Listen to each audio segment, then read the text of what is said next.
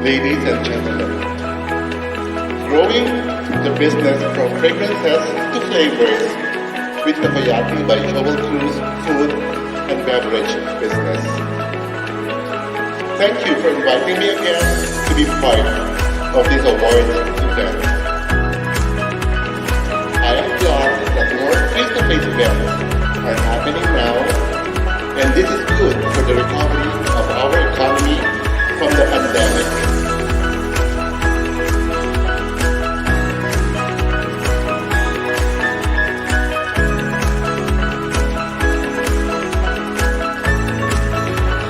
Being one of the Renaissance women in this modern world is usually a blessing and a privilege from God.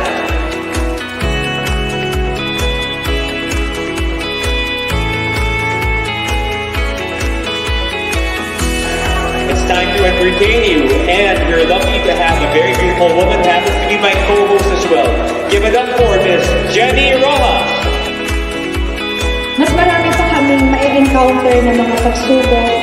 But for as long as naniniwala tayo sa sarili natin at kay God, alam natin na malalampasan natin ang lahat ng ito. It takes 20 years to build a reputation, but it only takes 5 minutes to destroy everything. Sobrang passionate ako dito sa ginagawa ko. Nagpatuloy ang nag-survive ang business ko. So, ano ba yung pinakamahalaga sa pagpapatayo ng business is maging passionate ka sa lahat ng ginagawa ko. Kaya sa lahat ng mga natatakot, mag-take ng risk, okay? Maging passion, magkaroon tayo ng passion talaga sa ginagawa mo. At mag-survive lahat ng mga business or mga business plan na gusto mong mangyari.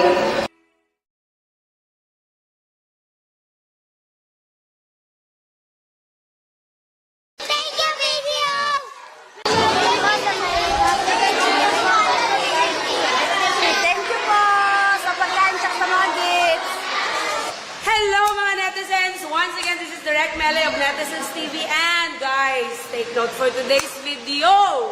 Kasama lang naman natin ang mga taga The Pretty Yo! Yay! Ayan!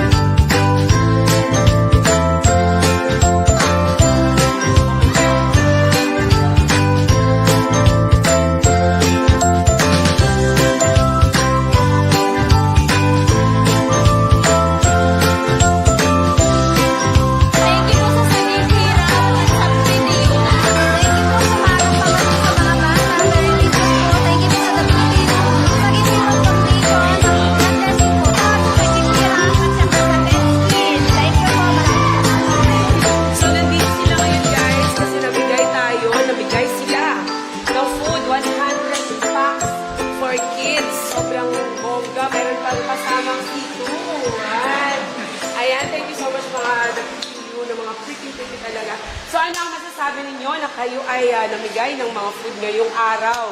Nakasama niyo ating mga bata sa sagip hirap. Okay, ma'am. Ano masasabi mo? Masaya na. Isa-isay natin sila. Masaya, nakakatuwa yung makita yung mga bata. Masaya. Sa amin kasing park, masaya kami kasi nakita namin yung maraming bata na masaya din kasi nakapag-share kami sa kanila. Ayun. Ayun, thank you din po sa inyo kasi nabigyan kami ng opportunity magbigay ng tulong at magpasaya. Thank you po sa pag-invite at least happy po yung mga kids. Happy na rin po kami. Ayun, masaya lang di ka magbigay sa mga batang pagkain. Ayun, thank you kasi this my first time so masarap pa lang makapagpasaya ng mga bata. Ayun, thank you sa opportunity.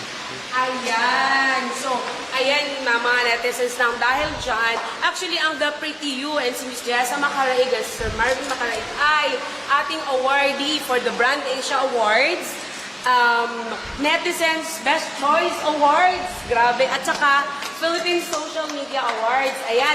So, dahil dyan, magbibigay din tayo sa kanila, sa The Pretty You ngayon. Ang sa Gipirap, magbibigay daw ng certification sa kanilang pagbigay sa atin ng 100 packs of food. Ayan, ma'am. So, ayan. Thank you.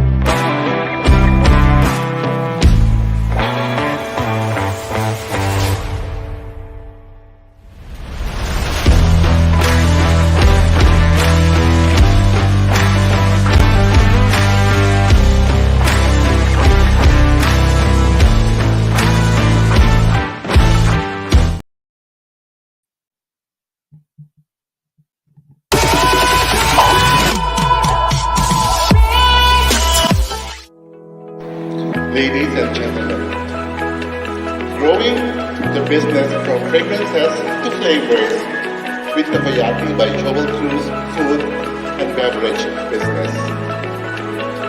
Thank you for inviting me again to be part of this awards event. I am glad that more face-to-face events are happening now, and this is good for the recovery of our economy from the pandemic.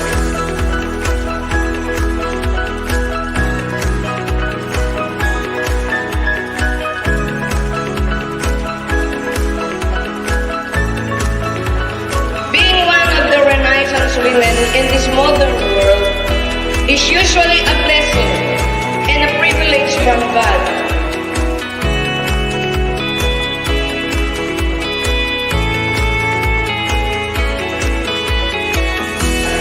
It's time to entertain you, and we're lucky to have a very beautiful woman who happens to be my co-host as well.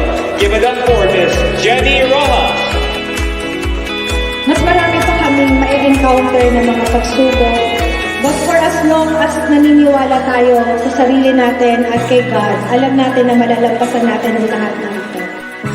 It takes 20 years to build a reputation, but it only takes 5 minutes to destroy everything. Sobrang passionate ako dito sa ginagawa ko. Nagpatuloy ang nag-survive business ko. So, ano ba yung pinakamahalaga sa pagpapatayo ng business is maging passionate ka sa lahat ng ginagawa ko. Kaya sa lahat ng mga natatakot, mag-take the risk, okay? Maging passion ka, magkaroon ka ng passion talaga sa ginagawa mo. At mag-survive lahat ng mga business or mga business plan na gusto mong mangyari.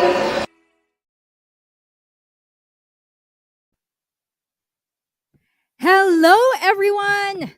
How are you all doing? Are you excited for our interview tonight? Anyway, hello, and welcome to the Season 3 Webisode of the Netizens TV show.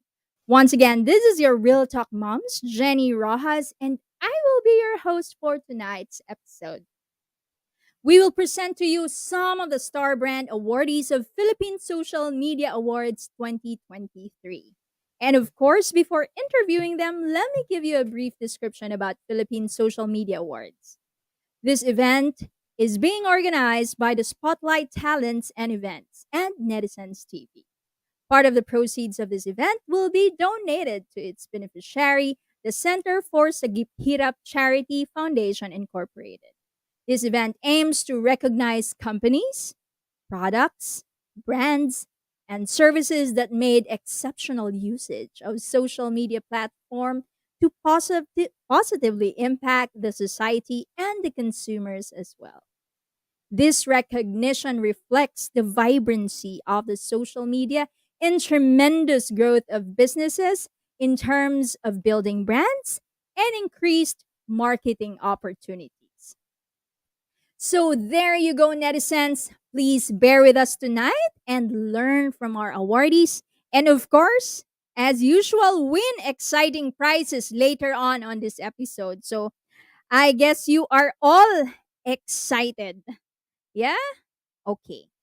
Dahil excited na kayong lahat, let me just give you a brief intro or a glimpse of our first interview. So the first person that we're gonna interview tonight is no other than Miss Sue Jiminiano, and she is the marketing manager of Hotel Sogo, and they've been awarded as most outstanding leading quality value hotel chain.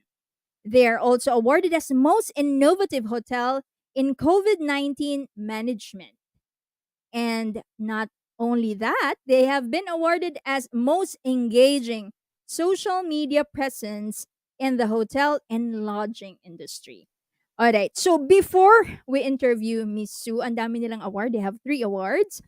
Let's watch this video.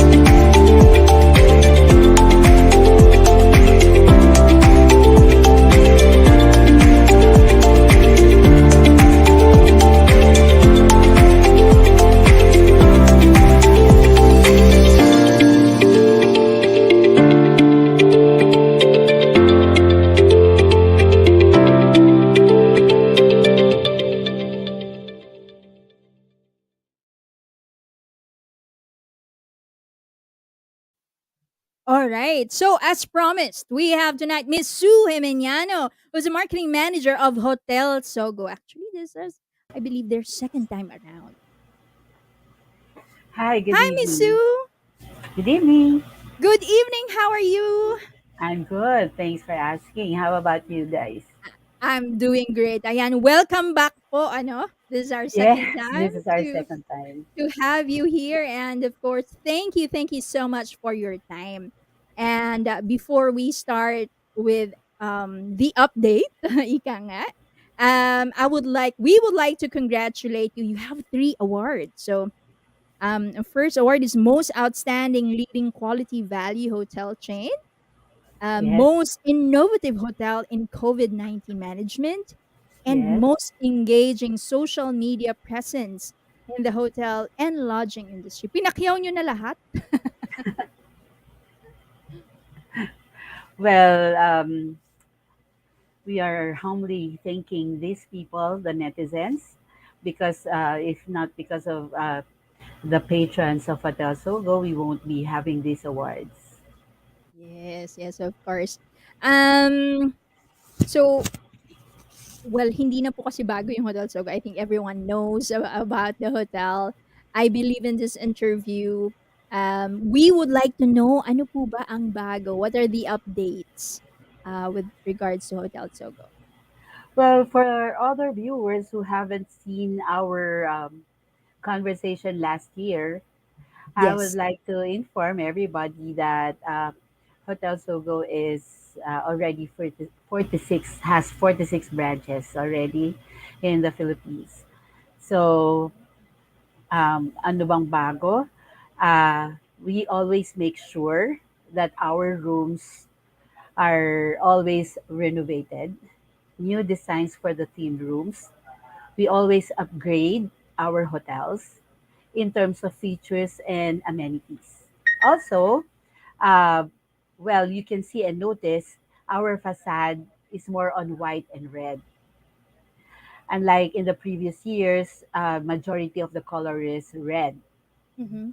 Now, most of our branches are in white and red color, majority na ang white.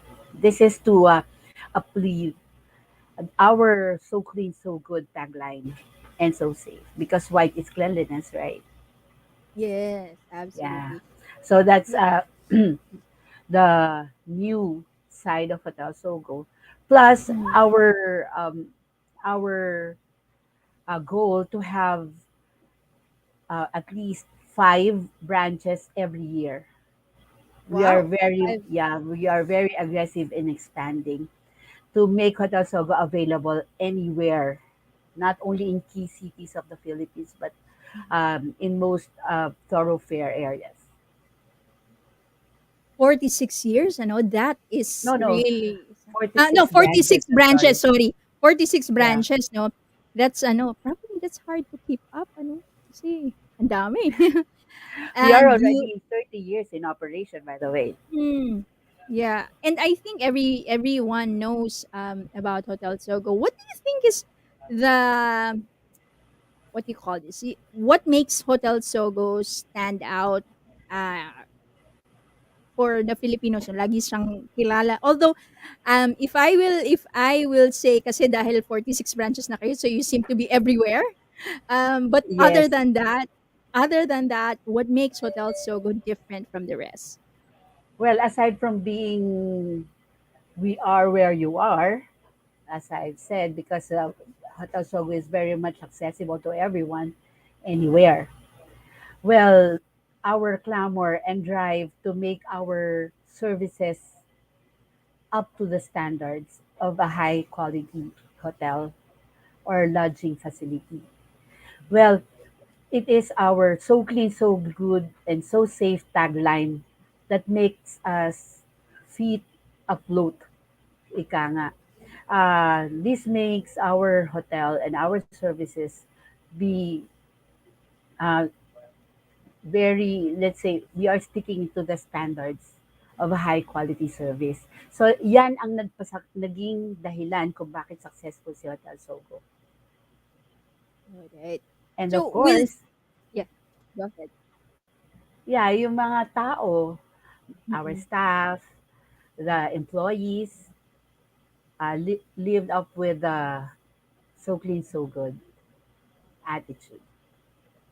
So clean, so good. Ayan. Yeah. And easy to remember, ano, yung tagline. And basically, that's what you're looking for if you're looking for a place to stay. So definitely, gusto mo maganda and you feel comfortable. I think that tagline Yes. fits well. Yeah. With those 46 branches, so ano po ba ang, kumbaga, ang, how do you divide that? Is that Luzon, Visayas, Mindanao, you have equal equal numbers? Not necessarily. Majority of our branches are in NCR. But All at least we right. have one in Davao, we have one in Cebu, we have one in Cagayan de Oro. Luzon area, we have in Pampanga, Tarlac, Cabanatuan, and Dau. So Mm. basically, uh, we have at least one branch in the key city of the Philippines. All right. And Yeah. And you think po, saan pa yung area na most, I would say, maraming tao na wala pa kayong branch that you were looking forward to put up one? Five. Kasi five Well, kayo every year pala. yeah, Not at least. necessarily five in one area. Ganun po ba? No, five branches anywhere in the Philippines. So uh, we are looking at putting up in Cavite.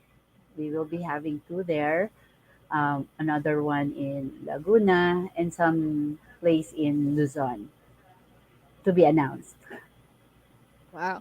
Right. So mostly, you're concentrated with the Luzon area and a few in the Visayas and Mindanao. Parang it's like that.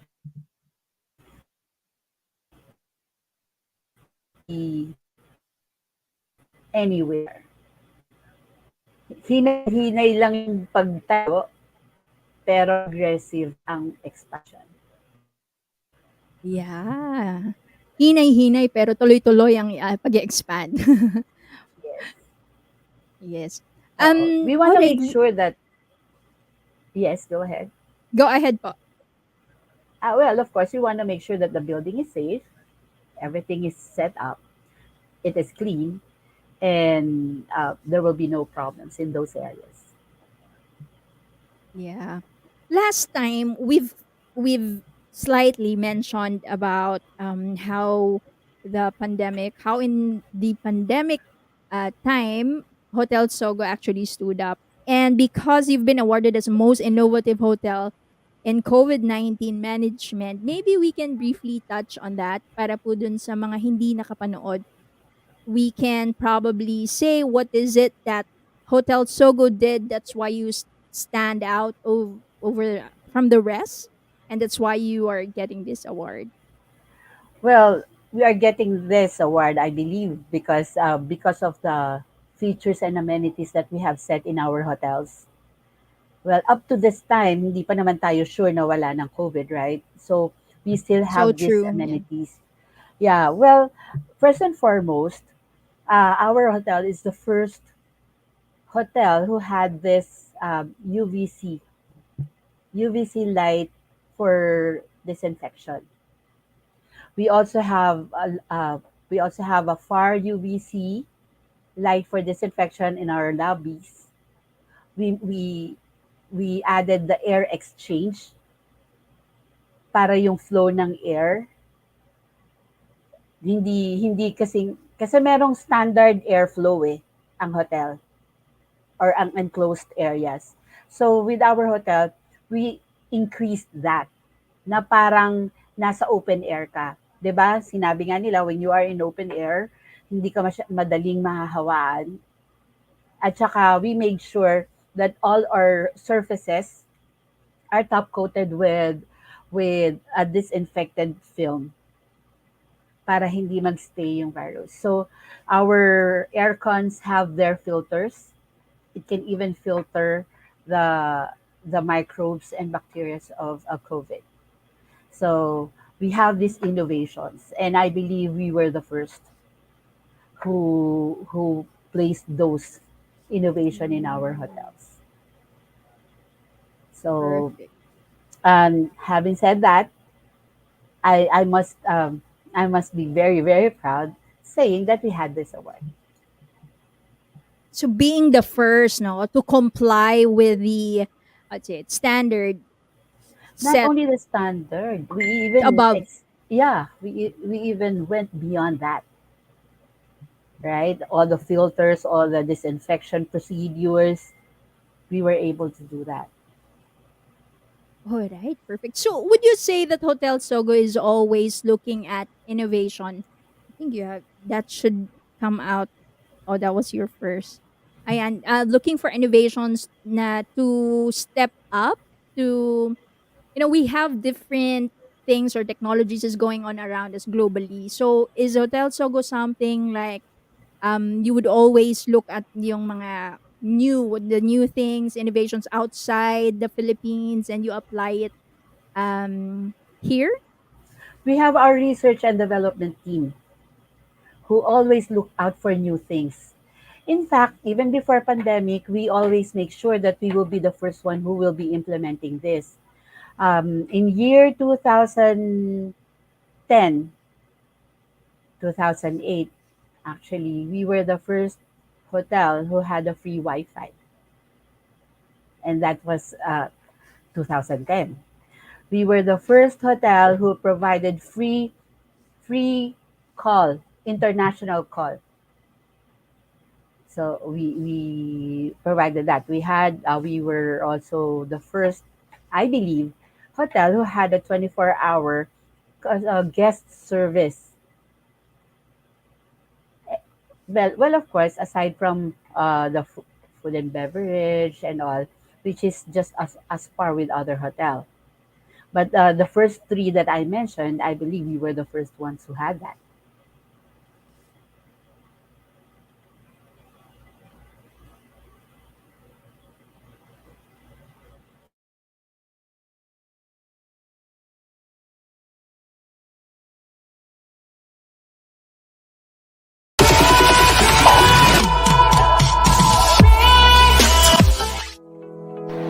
Ladies and gentlemen, growing the business from fragrances to flavors with Takoyaki by Joel Cruz Food and Beverage Business.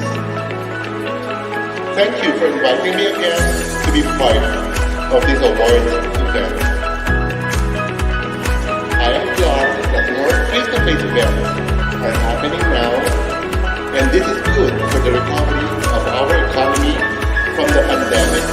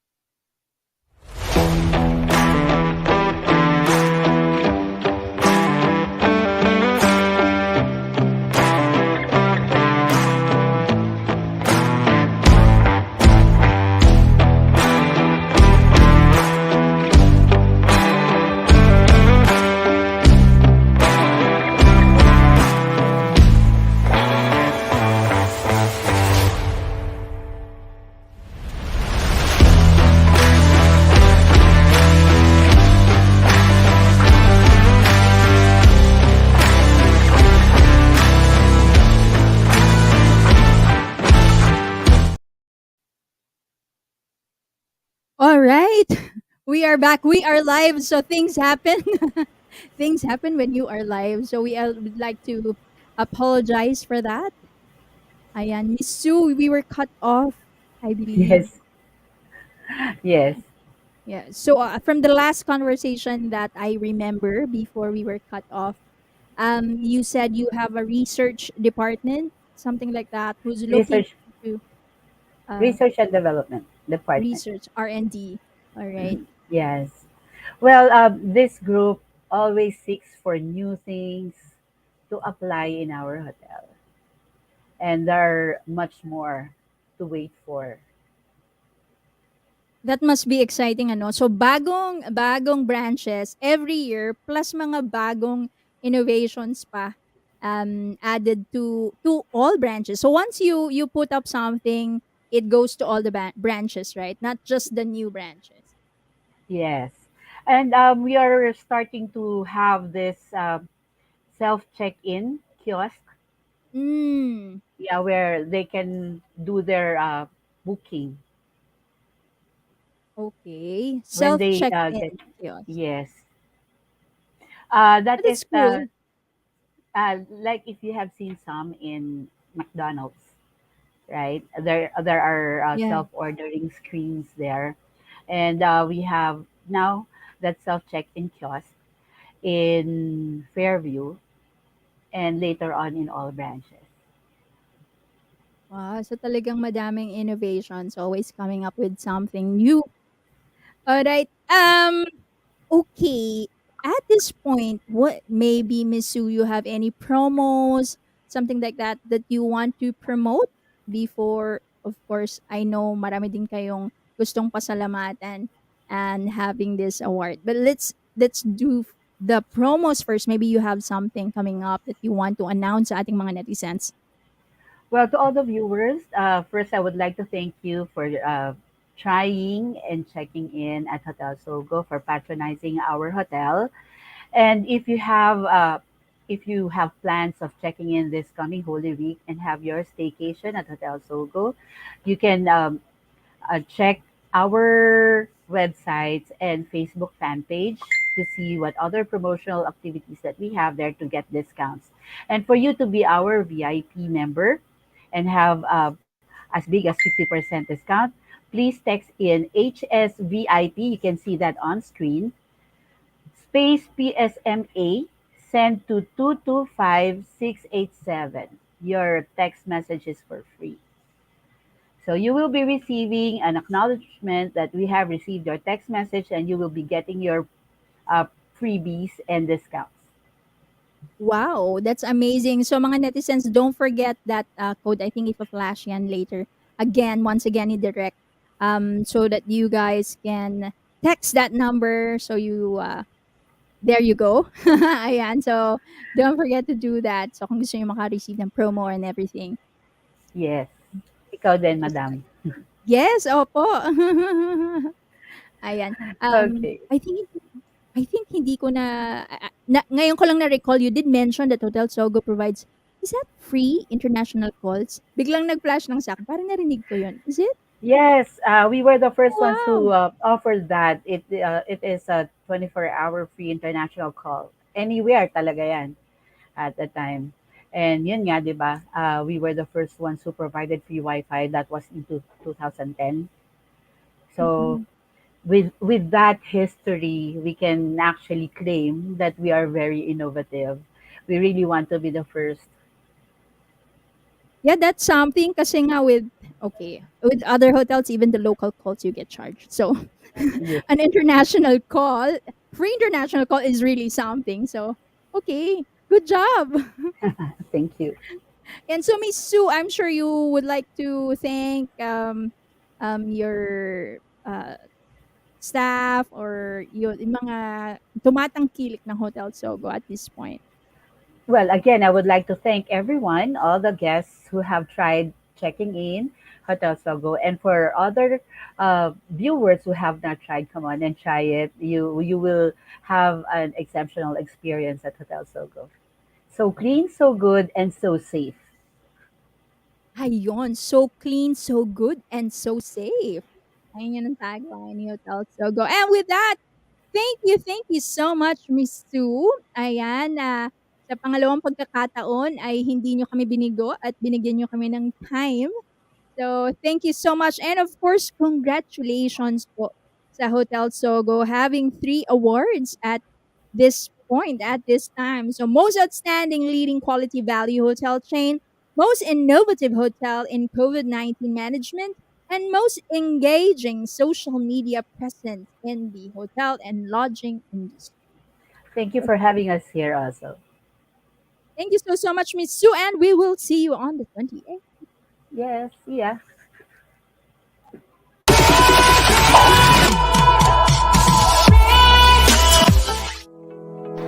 Ladies and gentlemen, growing the business from fragrances to flavors with Takoyaki by Joel Cruz Food and Beverage Business. Thank you for inviting me again to be part of this awards event. I am glad that more face-to-face events are happening now, and this is good for the recovery of our economy from the pandemic.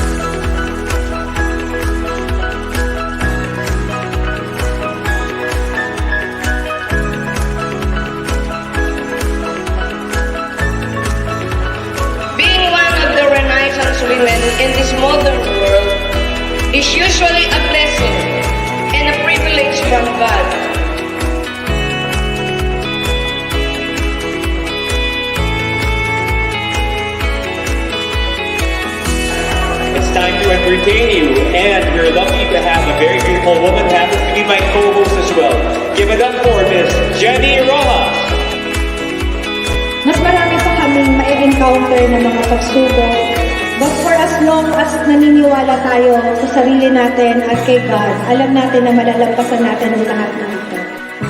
It takes 20 years to build a reputation, but it only takes 5 minutes to destroy everything. Sobrang passionate ako dito sa ginagawa ko. Nagpatuloy ang nag-survive yung business ko. So, ano ba yung pinakamahalaga sa pagpapatayo ng business is maging passionate ka sa lahat ng ginagawa ko. Kaya sa lahat ng mga natatakot, mag-take the risk, okay? Maging passion ka, magkaroon ka ng passion talaga sa ginagawa mo. At mag-survive lahat ng mga business or mga business plan na gusto mong mangyari.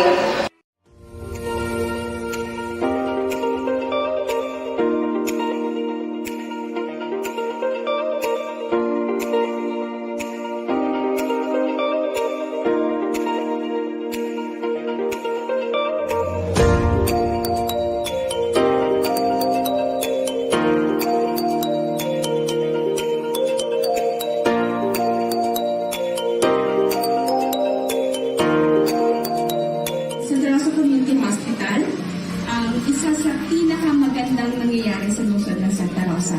At maging maganda po yun dahil po sa bawat isa sa inyo. This is just a building.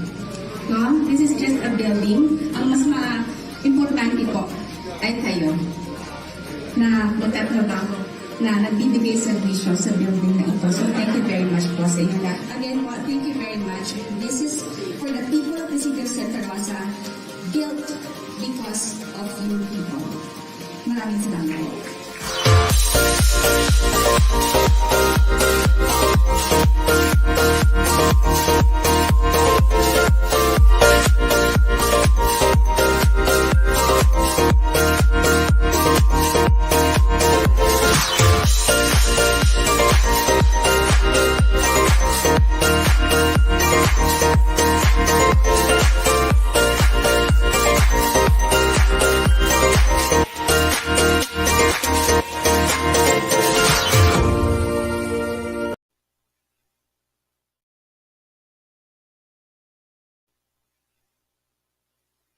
All right. Okay.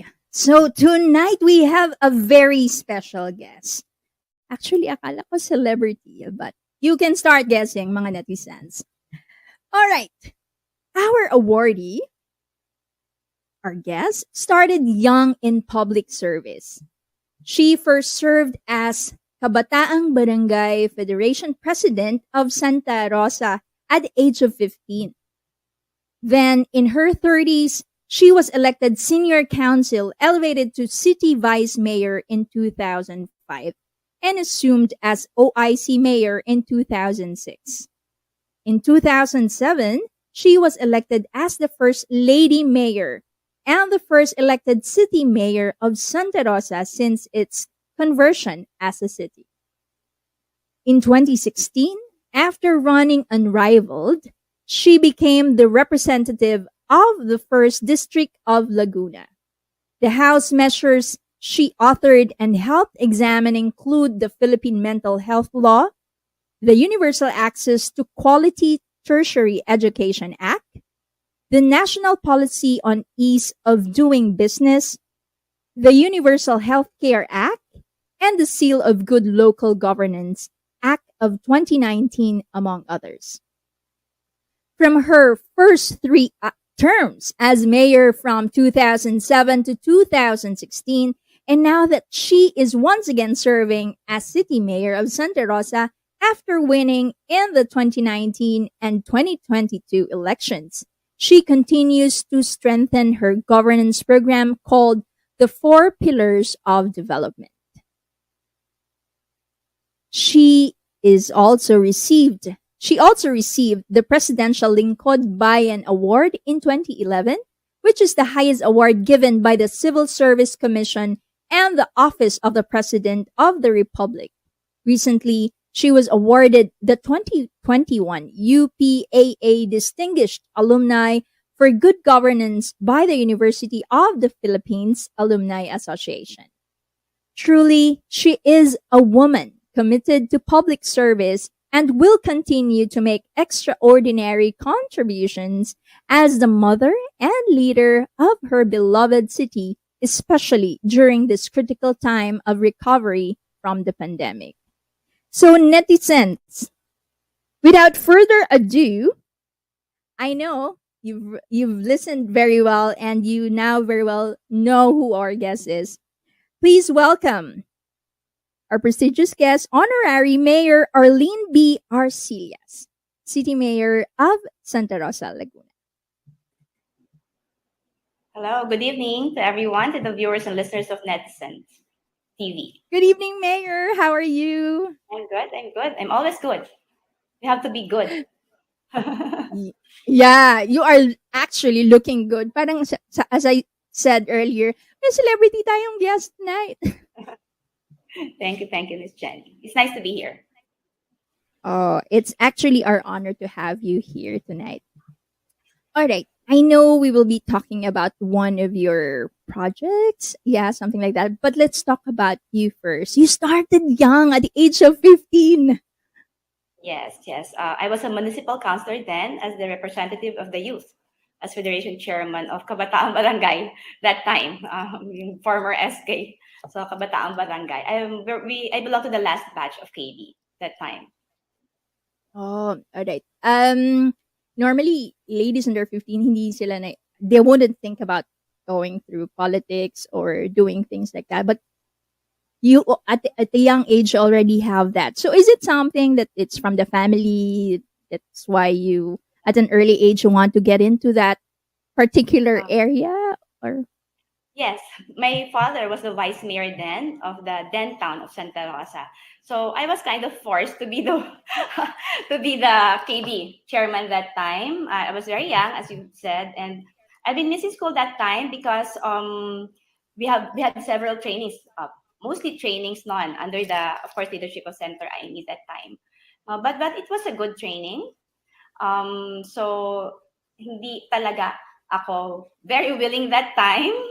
I had to admit, but then again, eventually, it was a good training for my future position, which as you've mentioned a while ago, as councilor, for a while vice mayor due to the death of my late father, and then mayor since 2007. wow. Parang as I see it, when as a young age, parang very serious na agad yung track ninyo. I know it's an honor for me having you talking to you as a mayor, but I just wanted to ask maybe a few things about you that probably some of the netizens doesn't really know. Like, what are the things that you actually enjoy doing apart from this? Kasi we've heard about your bio. It talks about serious things, and we actually think that you're doing a good job because with all those achievements. Well, first of all, I'm a mother. Yeah, I got married young, had two children. They're now 33 years old and 26. Before I always say that my first serious job is being a mayor. Being a mayor. I enjoy being a mayor. The services. I always say they always ask me, how come you don't look stressed? Because I've been loving what I do.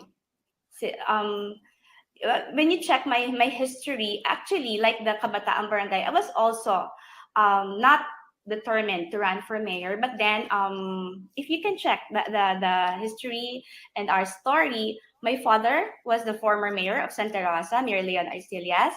And during his last term, I ran with him. His last term as mayor, I ran as councilor. I won first councilor, but then he died in 2005. So I immediately became vice mayor and then became OIC mayor because of another legal issues with the mayor who acted upon his death. So I became mayor, and then I ran for mayor in 2007. So when you can see the story, I didn't really plan to run for mayor. actually, before my father's death, he was forcing me, actually convincing me to run for mayor in 2007 in his stead, in his place. But then again, things happened. So I really had to run because of his death. And that became history for Santa Rosa. I took over my dad's plans, programs in 2007. I want to thank everyone. I'm always thankful that they supported me. And the things that my dad didn't finish, I was able to do, and even more when you see Santa Rosa now. All right, the Santa Rosa Community Hospital. All right, all right, all right, all right. The Santa Rosa Community Hospital was established in 1995. So Mayor. it was a project of the former mayor, Mayor Tito Gonzalez. Then my dad expanded Low it battery. when he became mayor in Please charge. 1998. Sometimes most projects, they remove, di ba? Tinatanggal kapag ka hindi project. But then again, knowing the importance of the Santa Rosa Community Hospital, so my dad continued, the late Mayor Leon Arcelias continued on with that service, the SRCH, and then we've been expanding since 1995. Right now, actually, from the 25-bed capacity in 1995, opening up the other building 2 years ago, ay naging 120 plus na siya. And then, the old hospital, the one established in 1995, we just finished demolishing it, and then we will renovate and build a new building. So we are targeting actually to a 250 bed capacity community hospital here in Santa Rosa, and it is, Miss Jenny. Of course, there are support from the Department of Health, but then again, the Santa Rosa Community Hospital is fully funded by the city government of Santa Rosa. It's a project that we really need to do, and we know we need to do to help the people with their medical concerns. All right. Mayor, that's wonderful. So what are the improvements that you have made at Santa Rosa Community Hospital? Of course, aside from the building itself, the facility, no, and the bed capacity, of course, yung another indication of growth of a certain office, a certain service is, of course, the number of personnel. So right now, we have in-house doctors already.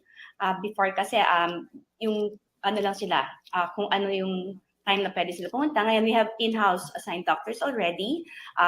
Sa different cases, of course. And then basically most of the services being offered by private hospitals, we do offer them, except for ICU. We haven't gotten to that point, but we will soon do it. We actually did a facility for ICU, but then there are so many requirements by DOH, so that will be for later. So number of personnel, almost 280 personnel na ang community hospital.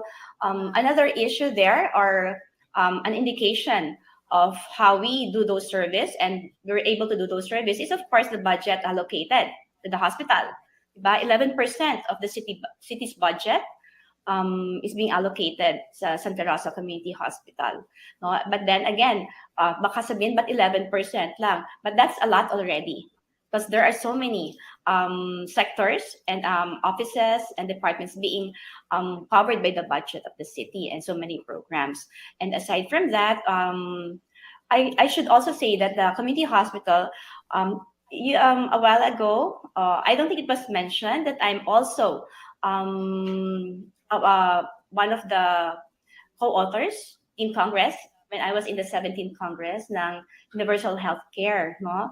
So, yung point of service, point of care, initially, even before the Universal Healthcare Act, ay ginagawa na namin. No balance billing. And here kasi, we have the PhilHealth ng masa being funded by the city. Pero sa Universal Healthcare, covered na kasi yan eh. No? PhilHealth ng masa. So, we have so many members that na pinapasok natin sa Santa Rosa Community Hospital. And of course, sabi ko nga, chemical analyzers, x-ray, mga ganon, the normal services ng isang private hospital, ginagawa natin sa community hospital. And then we also partner, of course, kasi nga sabi ko, when they always say, alam mo, Miss Jenny, ang pinaka nababash na service is health service ng isang city. Even if other areas, no, kasi you cannot turn away naman patients, di ba? So marami rin from different provinces dito pumupunta. Pero ang pinaka nababash kasi talaga is health service. When you want to put down a politico or a mayor, no, or an official, an incumbent official, ay i-bash mo talaga at bugbugin mo ay ang service ng community hospital. But then again, we try very hard, and I'm very happy kasi alam mo yan, pag kulang yung bed capacity mo, kasi hindi makapasok. But then I always say, we are a city, not a big hospital. I hope you understand that. But then again, pagka ganyan, we refer naman them to other hospitals. That's another service that we can make. But then again, sabi ko nga, even before, I'm sure you have a segment also when you showed my hospital director, Dr. Pataksil, yung mga personal namin dyan, Mayor, hindi naman to nangyari or ginawa naman ng paraan. So I'm very tolerant also, no, sa community hospital because I know they're doing a lot and we're doing good. Actually, proof is that you've recognized us, our community hospital, by this award, di ba? So we always make it happen na nako-cover namin yung mga medical concerns ng constituents namin with this program, with the Santa Rosa Community Hospital. It's actually not a program anymore. It's an institution already, no? We cannot consider it a program, a project, but it's an institution in the city of Santa Rosa, the Santa Rosa Community Hospital. So kaya naman pala, we see how the hospital has been awarded. You have done a lot of things, a lot of great things. So at this point, maybe we want to know what's next. What's next for the community hospital, with the Santa Rosa Community Hospital? Yeah, just I mentioned a while ago, na demolished na yung old building, then the one established in 95, and then we're putting in more services there actually. Upgraded syempre yung ating mga operating rooms, and then we're planning actually to expand it more. As you can see kasi in the middle yung community hospital natin, so medyo landlocked siya. No? And soon we will be purchasing the properties around it to give way to more services for the people through the Santa Rosa Community Hospital. And as you can see, ongoing na yung universal healthcare natin, so there will be other services na hindi naman masasabing free kasi di ba PhilHealth naman yon, free for the people but not for us, di ba, for the government, that we will have to allot budget, no? So you will be expecting more again kasi yung parating reklamo na uubusan ng kama is always, but we cannot, sabi ko nga, hindi naman tayo isang buong ospital, but then again we try to expand it, and we try to still take care of them. And ngayon nga po kasi nga yung mga critical care natin, because di ba sabi ko nga na-demolish yung isang building, so it will like more than 6 months pa. Yung critical cases natin, we've already we're undergoing the agreement na MOA with 2 other hospitals, yung binanggit ko kanina, na they can take on our patients. Yeah. And on top of that, not only, of course, the services there, on top of that, not included in the budget of the community hospital is, of course, yung budget natin na to help naman our patients. So, we do have donations for the patients naman natin. So, that is part as well of the services, healthcare service ng Santa Rosa. Ang natin, mga donations sa medical bills and all. So as I've mentioned nga, 11% is from the ng city is being allotted to the community hospital, which is a lot compared to the others. But it's really good to hear, Mayor, no? Parang may after, how'd say it, after service. I mean, that's how you Yes, call it yes. at some point. Yeah, right? Because No. it's not just the person getting in the hospital when they're sick. But then, of course, after when they get out of the hospital, merong mga we can ask for maintenance help. and other things. Mm-mm. And even the hospitalization. That's really, it's not totally free, right, Mayor? Meron pa rin a little amount to pay. Yeah, because of the point of service, point of care, and universal health care. Mag-covered ka ng no balance billing. We have the no balance billing. Remember it? That's part of the point of service. It will be part of the universal health care. Which is part, no?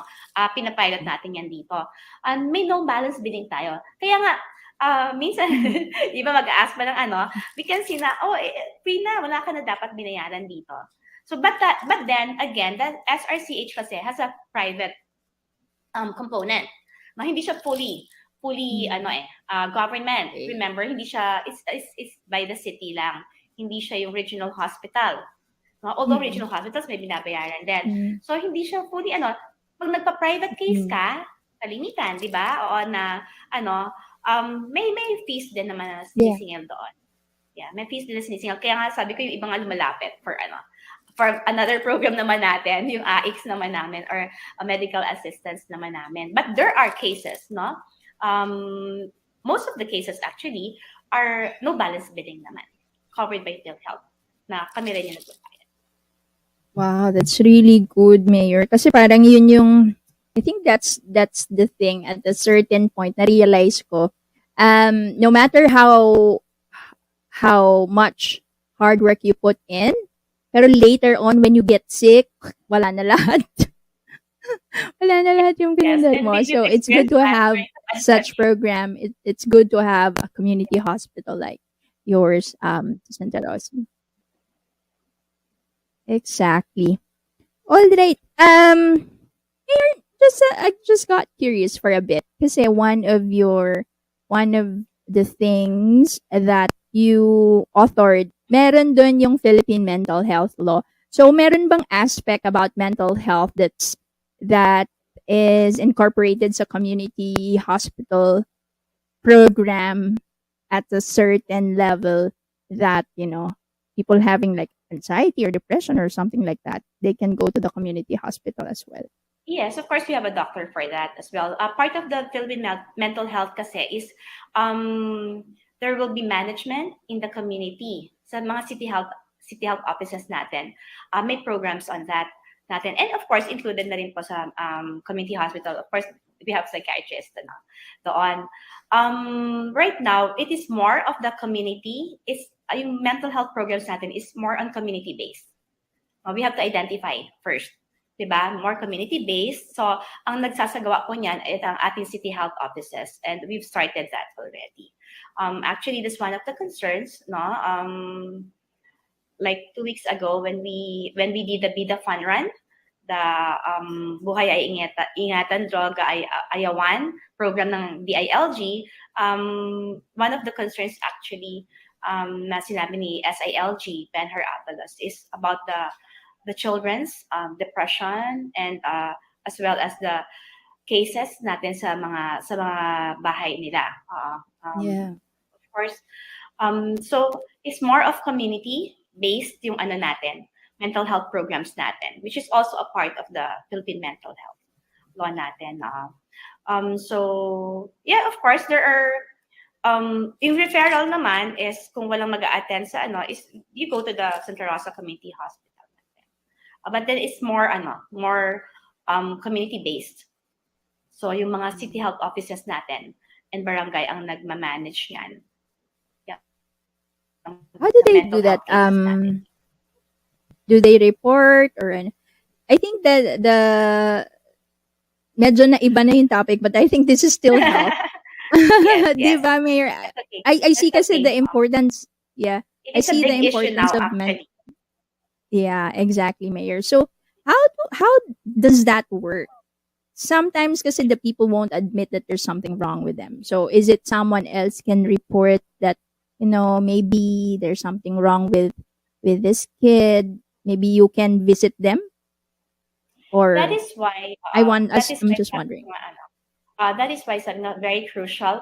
I mentioned barangay, di ba? Barangay health natin. So from the barangay, and the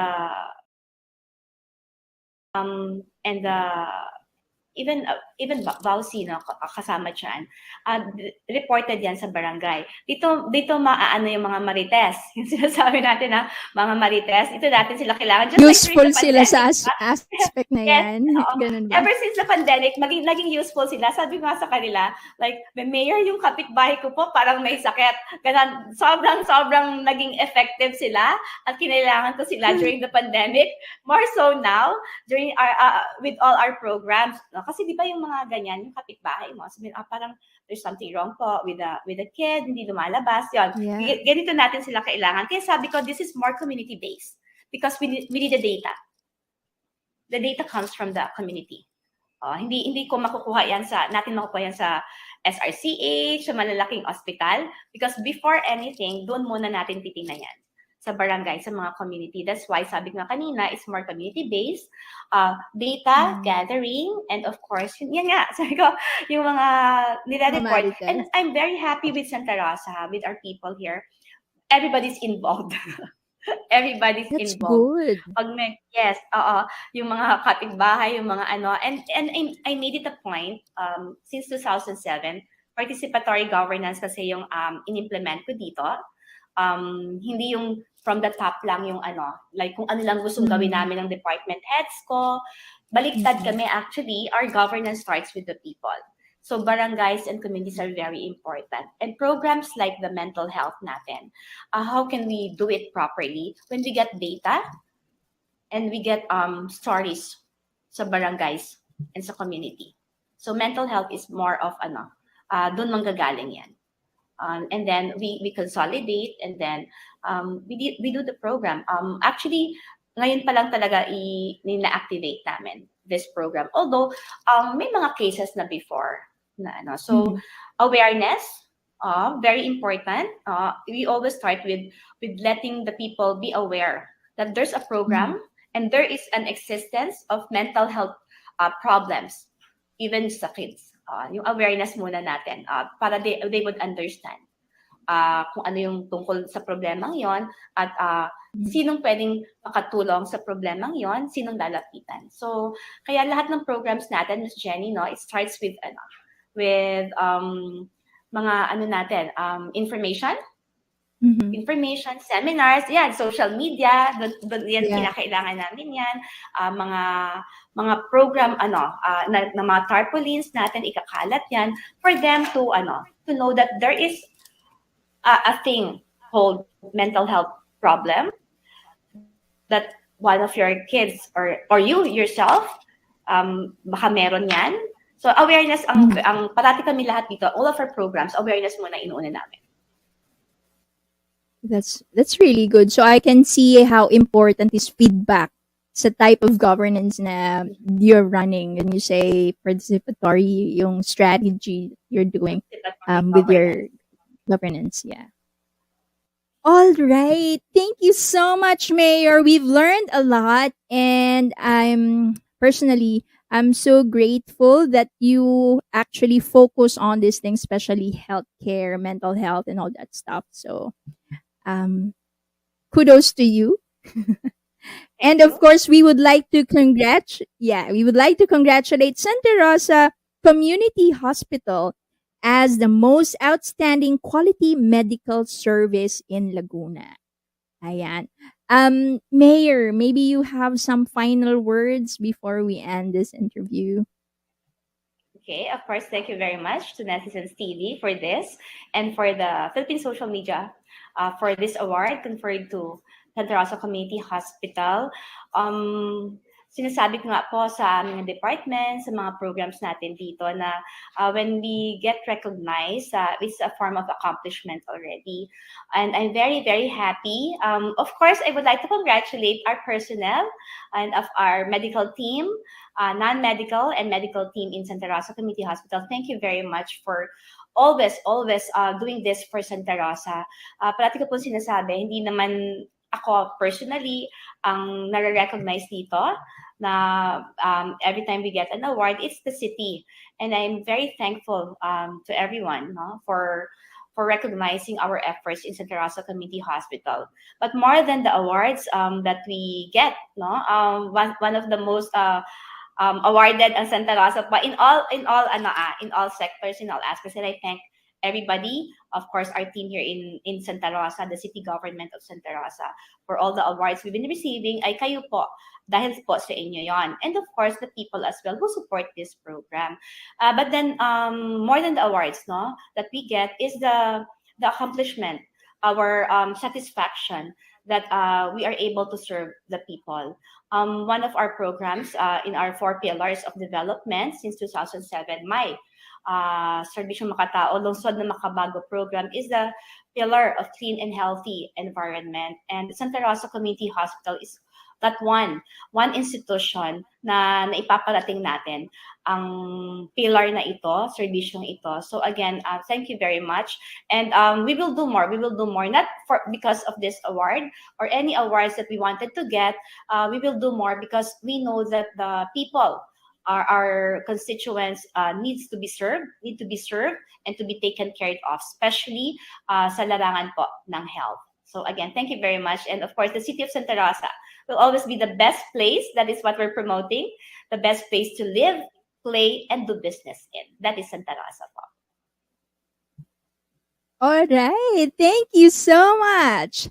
The Santa Rosa City Mayor, Arlene B. Arcillas. And of course, congratulations to you po, and congratulations to Santa Rosa City. Thank you, ma'am.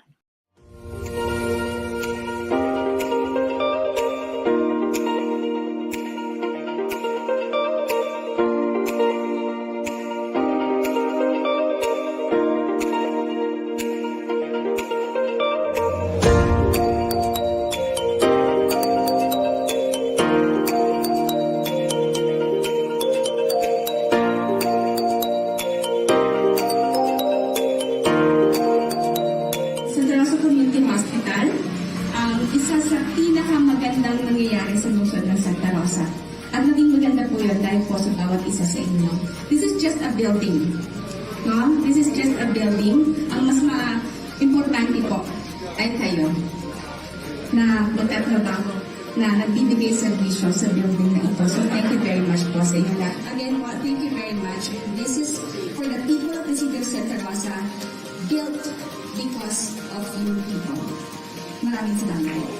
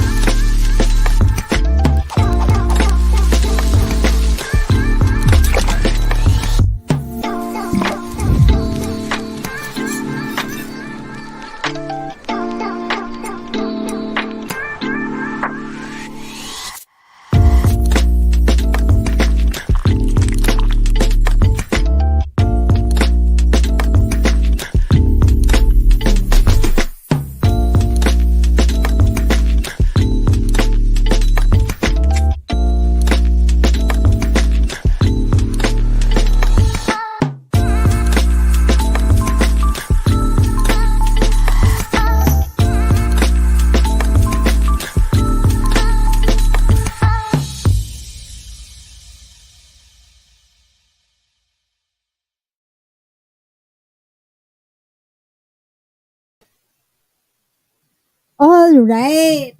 So, parang nagutom tayo sa video na yon. That was Juan Carlo, the caterer, and they've been awarded as Most Outstanding Premier Innovative Catering Services Provider. Unfortunately, they are not with us at the moment, but we are very excited to meet them soon on our next live stream. But don't worry, guys, we have a lot of guests in line. So stay tuned. The next person that we're going to interview tonight is no other than Miss Crystal Joy Morata, who's the owner of Kagayakashi Mirai International Language Center and Support Services Incorporated. And they have been awarded as Most Outstanding Competitive Japanese Language School and Support Service. Before we interview Miss Crystal Joy, let's watch this video. Do you want to study and work in Japan? How about knowing the key to landing better jobs there? Hi guys, I'm Nilianes. Today is a very exciting day because I will be attending a Japanese language class. This video is in partnership with Kagayakashi Mirai, a Japanese language learning center here in Davao City. And it aims to help those planning to study and work in Japan understand that taking the step to learning basic Japanese is the key to getting better opportunities and how Kagayakashi Mirai is your ticket to Japan. Konnichiwa! I'm Crystal Joy Morata. Learning the basic Japanese language is essential, especially when you go there to work, because first, it is a requirement when you apply for an SSW visa. Second, it gives you a higher chance to get the job because most of the Japanese population speak only their language, and employers prefer those who know at least the basic Japanese. Third, it will make your life easier because you can communicate and understand people at work. As for those to apply for a student visa, schools will require a certificate that you have taken an introductory language course. That's why we offer N5 course for beginners and student visa applicants, and N4 course for intermediate and working visa applicants. Konnichiwa minasan! I am Sensei Carl, one of the sensei here in Kagayakashi Mirai. Here, we offer Japanese language courses N4 and N5. These courses helps you understand basic Japanese and be able to read, write, and converse in Japanese within 3 months. For the first 2 weeks, we will be mastering the Japanese alphabet, hiragana and katakana, as well as kanji and basic greetings. Next, we will learn about basic Japanese grammar. At the same time, learn about their culture and practices while living in Japan. At the end of the course, you will be able to converse and understand Japanese. I want to go to Japan because I want to study there and meet my Japanese friends and to help my family and immerse myself to their culture and traditions. Since I am new here so far, as I observe, the lessons are quite difficult, but by the help of our teachers, I am able to understand it. Japan is one of my dreams, and I want to study in Japan because I think I can learn more Nihongo through communications, and I want to gain more experience. I choose Kagayakashi Mirai because this is one of the best schools who teach Japanese language. As I observed, it's enjoyable, and the teachers and also the school's admin is easy to approach and they are friendly. Aside from the fun and helpful classes, Kagayakashi Mirai offers assistance on their students' visa application. Once in Japan, they will help you study at their affiliated Japanese schools, find an arubaito or part-time job and accommodation. You won't feel alone because you will find a family in Kagayakashi Mirai alumni who are now in Japan. In total, Kagayakashi Mirai has over 100 students who are now achieving their Japan dreams. So that's it! That was a day at a Japanese language school. It is interesting and handy when you go to Japan. I wish I had taken an entire Japanese class before going there years ago. So if you want to study, work, and live your Japan dreams, Kagayakashi Mirai is your ticket to Japan. They are affordable and go the extra mile to assist you. Enrollment is ongoing. Go and contact them or visit their office. Oriwa Niru desu, and see you on my next vlog. Jana!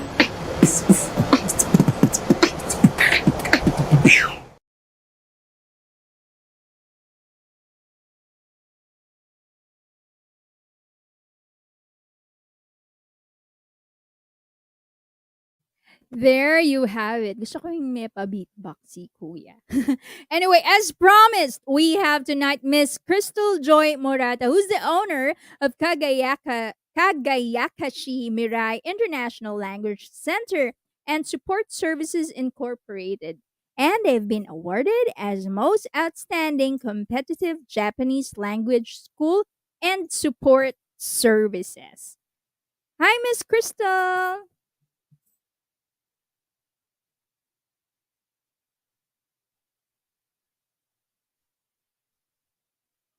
Ayan.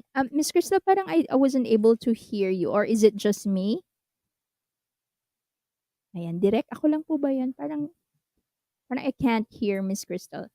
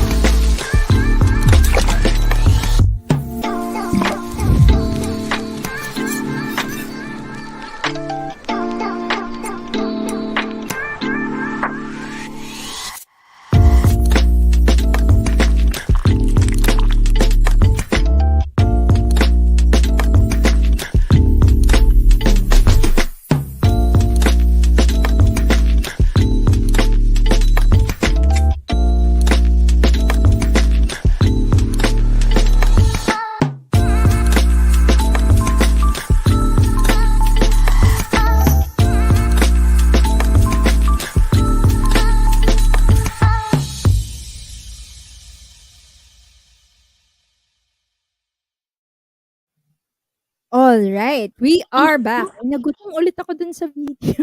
Sarap niyang beef oyster na yun, ah. But anyway, welcome back, Miss Crystal Joy Morata, the owner of Kagayakashi Mirai International Language Center and Support Services Incorporated. Hi, ma'am. Hello, good evening, Miss Jenny and everyone who is watching right now. Ayan, yay! We can hear you well na. I love your husky voice. Hi, yeah. I love Everyone it. talks It's so about that. sexy. All right. Let's talk about okay, before we talk about Kagayakashi Mira um International Language Center and Support Services. Quickly, ma'am. Is this your first business? No, this is my third time, but Mm. the other businesses I have, it was not successful, but this is the successful one. Oh, that's great. So the others, can I ask what industry are they? The first one is a travel agency. Mm. And then the second one is I do also the buy and sell. But Mhm. until now, nagba-buy and sell naman din. But yung main talaga ngayon is the tutorial as well as the visa consultancy that we also have right now. Ayun, parang related naman your business into travel and then this language Yes. center, ano, Miss Crystal. Yes po. From those two businesses and going to this language center, what made you choose this business? Actually, last 2015 to 2016, when I was, I parang yung na-close yung business na yon. So, Mm. I was able to have my job in a Japanese language school also. And then, 2007, 2016, I decided to run my own Japanese language tutorial center. And also, kasi yung parents ko nasa Japan. Yung mother ko and yung stepfather ko po is a Japanese.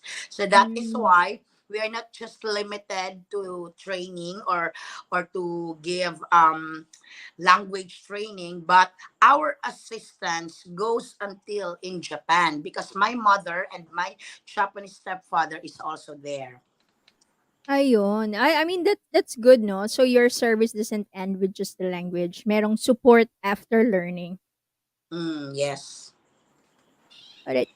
So is it tama ba yung nadinig ko? Was it 2015 that you started this business? At 2016. At Oh, 2016. 2015, I was employed as a manager of one of the Japanese language school here in Davao also. Oh, alright. And okay, gets. It's because your parents are there, so napili mo na rin yung Japan to Yes, and focus on.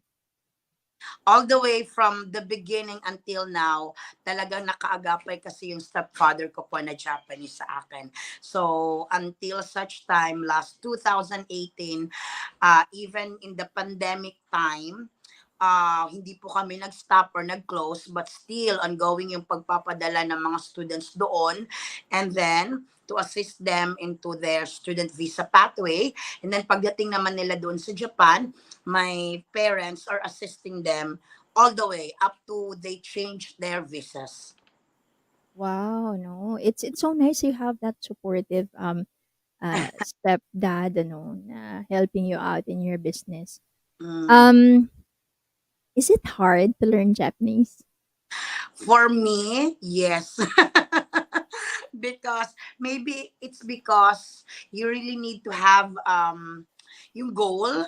For example, Yeah. yung kasi talaga they really have a goal na they want to study in Japan or they really wanted to work in Japan, but it is hard, yes, because you need to do an extra effort, extra mile to do an effort to learn the language because it's not English, so it's a Yeah. Japanese. So talagang mahirap. Even but for me, talagang napakahirap. I don't know with other students I have kung ano din yung experience nila, but as what I have observed, yun, mas mahirap talaga.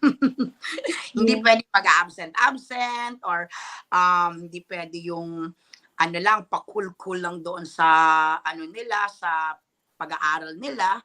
Kasi pag ginawa mo yan, kapag one day lang na hindi ka nakapag-attend, so talagang mahihirapan ka na. Yeah, I suppose it's really hard. Plus, if you don't speak it, ano no, outside the school, parang ang hirap, I guess. Ano po yun ulit?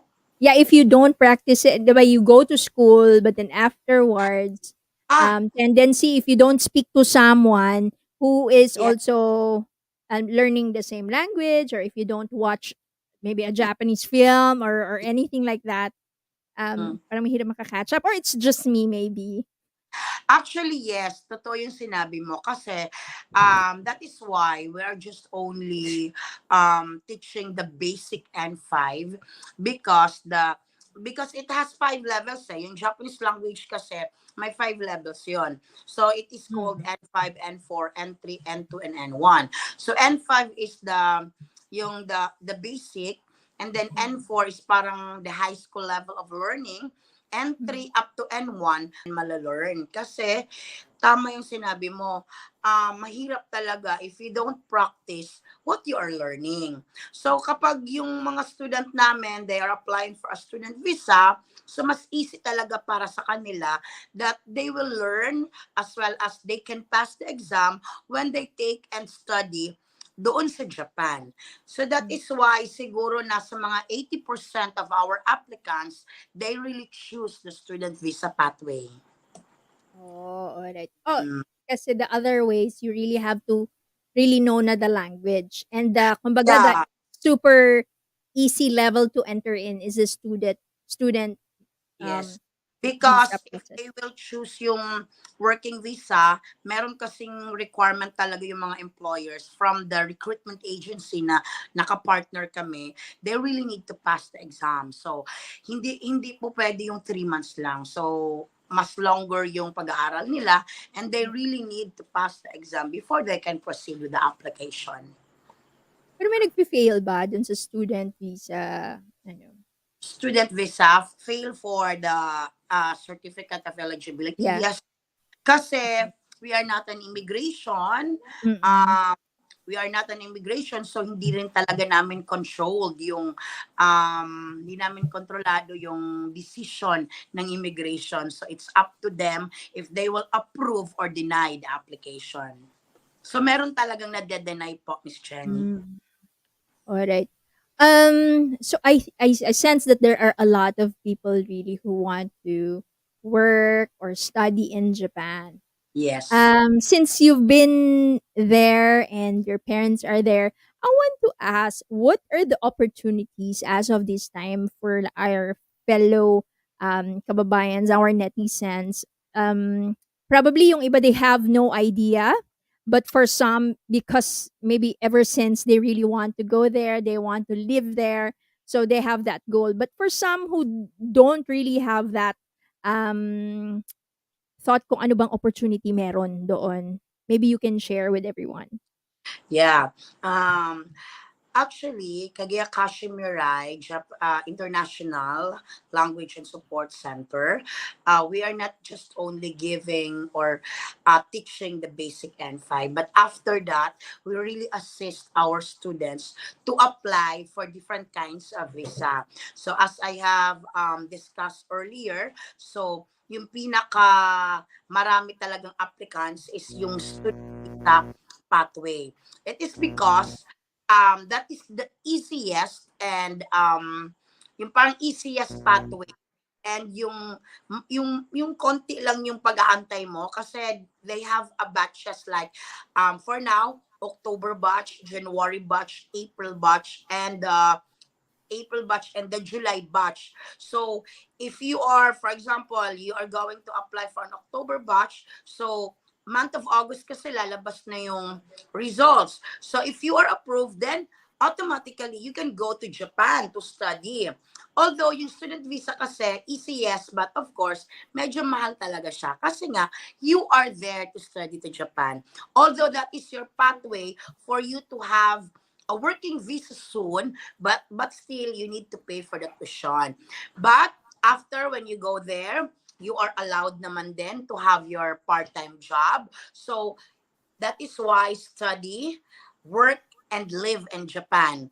Because while studying, you can have your part-time job, and then after a year, you can be shifted into a working visa.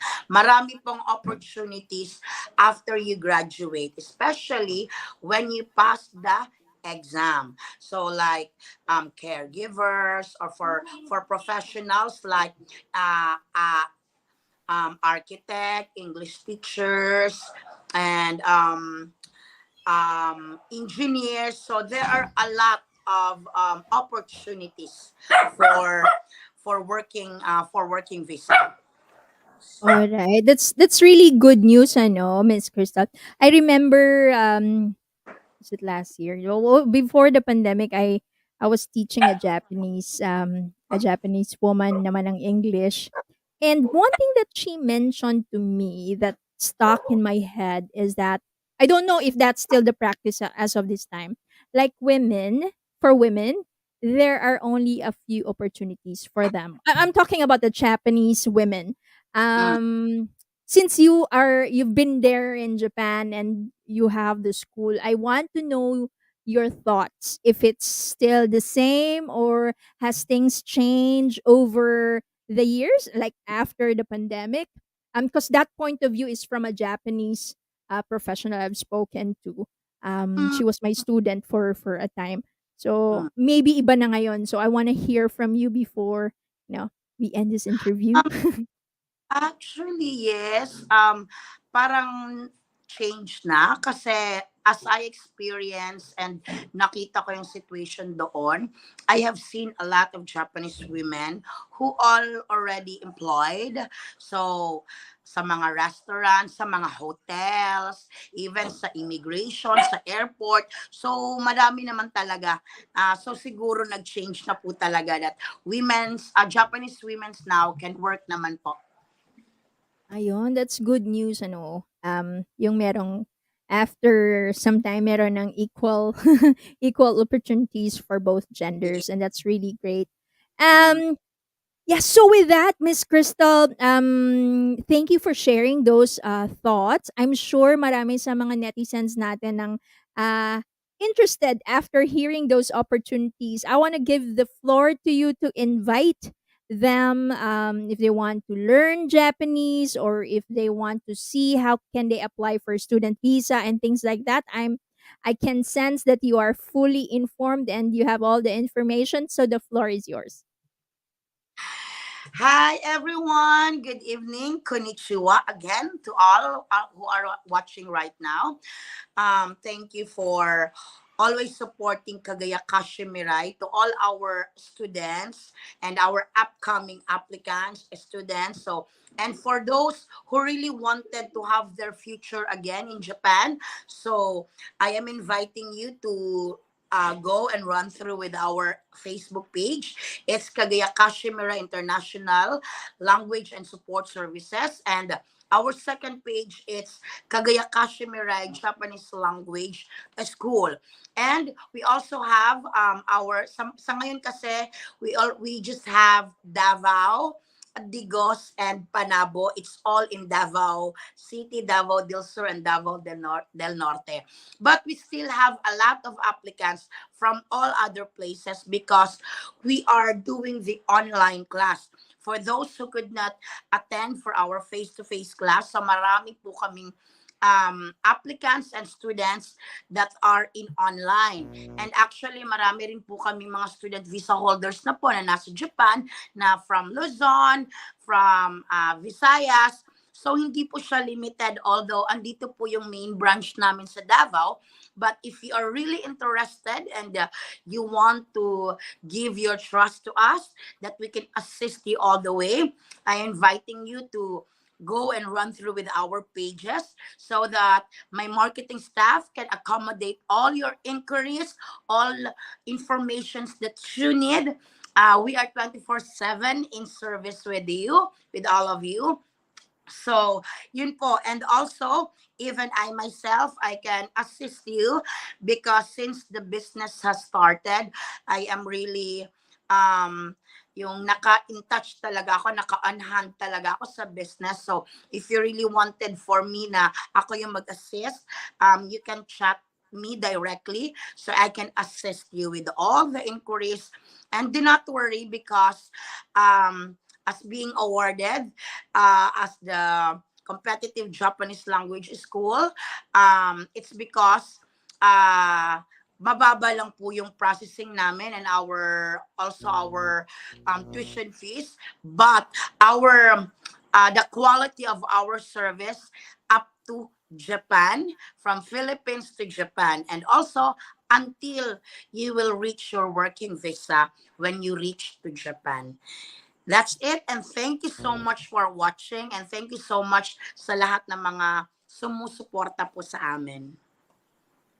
Ayun. So full package ika nga kasi all the way ang support ng Kagayakashi Mirai International Language Center and Support Services Incorporated and of course ni Miss Crystal Joy Morata. Thank you so much, ma'am. That was a very informative. Thank you so much, Miss Jenny, for this wonderful interview. Thank you so much. You're most welcome and thank you for your time. And of course, we will see you on the 28th. So I will see you in person. See you there. All right. Thank you so much and have a great evening. So much. Bye-bye.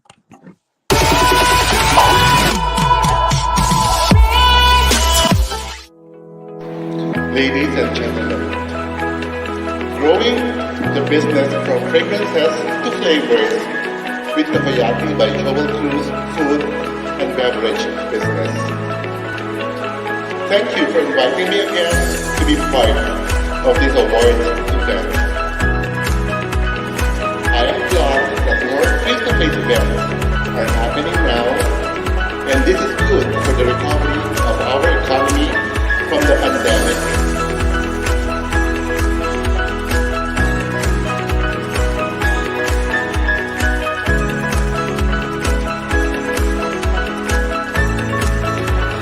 Being one of the Renaissance women in this modern world is usually a blessing and a privilege from God.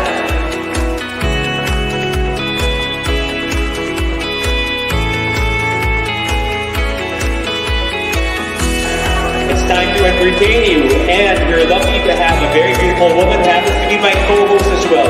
Give it up for Miss Jenny Rojas. Mas marami pa kaming ma-encounter na mga pagsubok. But for as long as naniniwala tayo sa sarili natin at kay God, alam natin na malalampasan natin ang lahat ng ito. It takes 20 years to build a reputation, but it only takes 5 minutes to destroy everything. Sobrang passionate ako dito sa ginagawa ko. Nagpatuloy ang nag-survive ang business ko. So, ano ba yung pinakamahalaga sa pagpapatayo ng business is maging passionate ka sa lahat ng ginagawa ko. Kaya sa lahat ng mga natatakot, mag-take ng risk, okay? Maging passion, magkaroon tayo ng passion talaga sa ginagawa ko. At mag-survive lahat ng mga business or mga business plan na gusto mong mangyari.